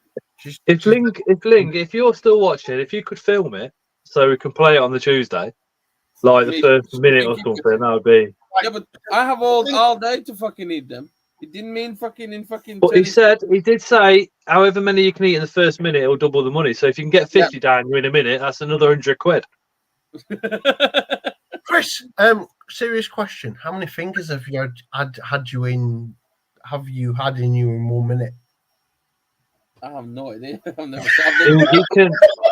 It's sometimes he's had- fucking open a he's pack, had, open a pack, shove it in, open a pack, shove it in. I'm like, what the fuck? He Where can did get they 2 come? male appendages in his mouth at the same time. And that's me and Lewis, and Lewis is not a small boy. Oh, it's gonna be an expensive day then on Sunday. Oh, Amy said, see you when I'm 26. Have a great birthday, Amy. Chris, I will say, mate, if you're free on Saturday night, let me know. We're going to go to the Butcher. It's a really, really good steak place. It's just outside of Glasgow city centre. If you're free, let me know. Text me, and more than happy to buy you food, mate. It's be nice to catch up and obviously have a chat. We definitely could. Is it the Spanish Butcher? No, it's called the Butcher. It's a steak place. I'll send you a link to it. Yeah, because we are staying just off M8 or Junction 3. M80. I think it's on Sucky Hall Street. Sucky Street. I know that. Sucky Hall Street. Mate, I was there. I was walking down Sucky Street with my mate. Oh my god, about 15 years ago for work. We were there on work. Actually, the jobs got cancelled, so we just got smashed out of our boxes. But a Scottish guy come up to us and he asked us to knit him a cardigan. Fuck knows what drugs he was on. I literally said to him, I said, mate, where can you get what you're one? You know what I mean? And he just looked at me as if I was like a colourful rainbow or something. He was just off. He was just, I was like, wow. He was happy though. He was a happy soul. But yeah, asked me to knit him a cardigan. Maybe not. Maybe not. I don't know. It's not Sucky Off Street, Sucky Hall Street.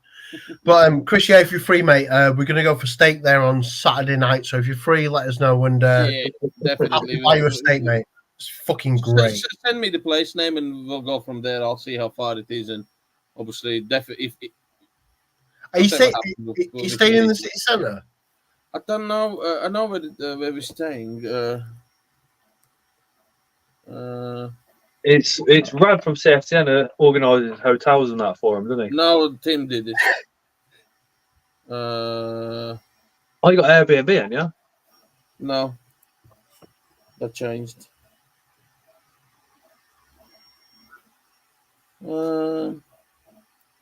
That's how you spell that street name.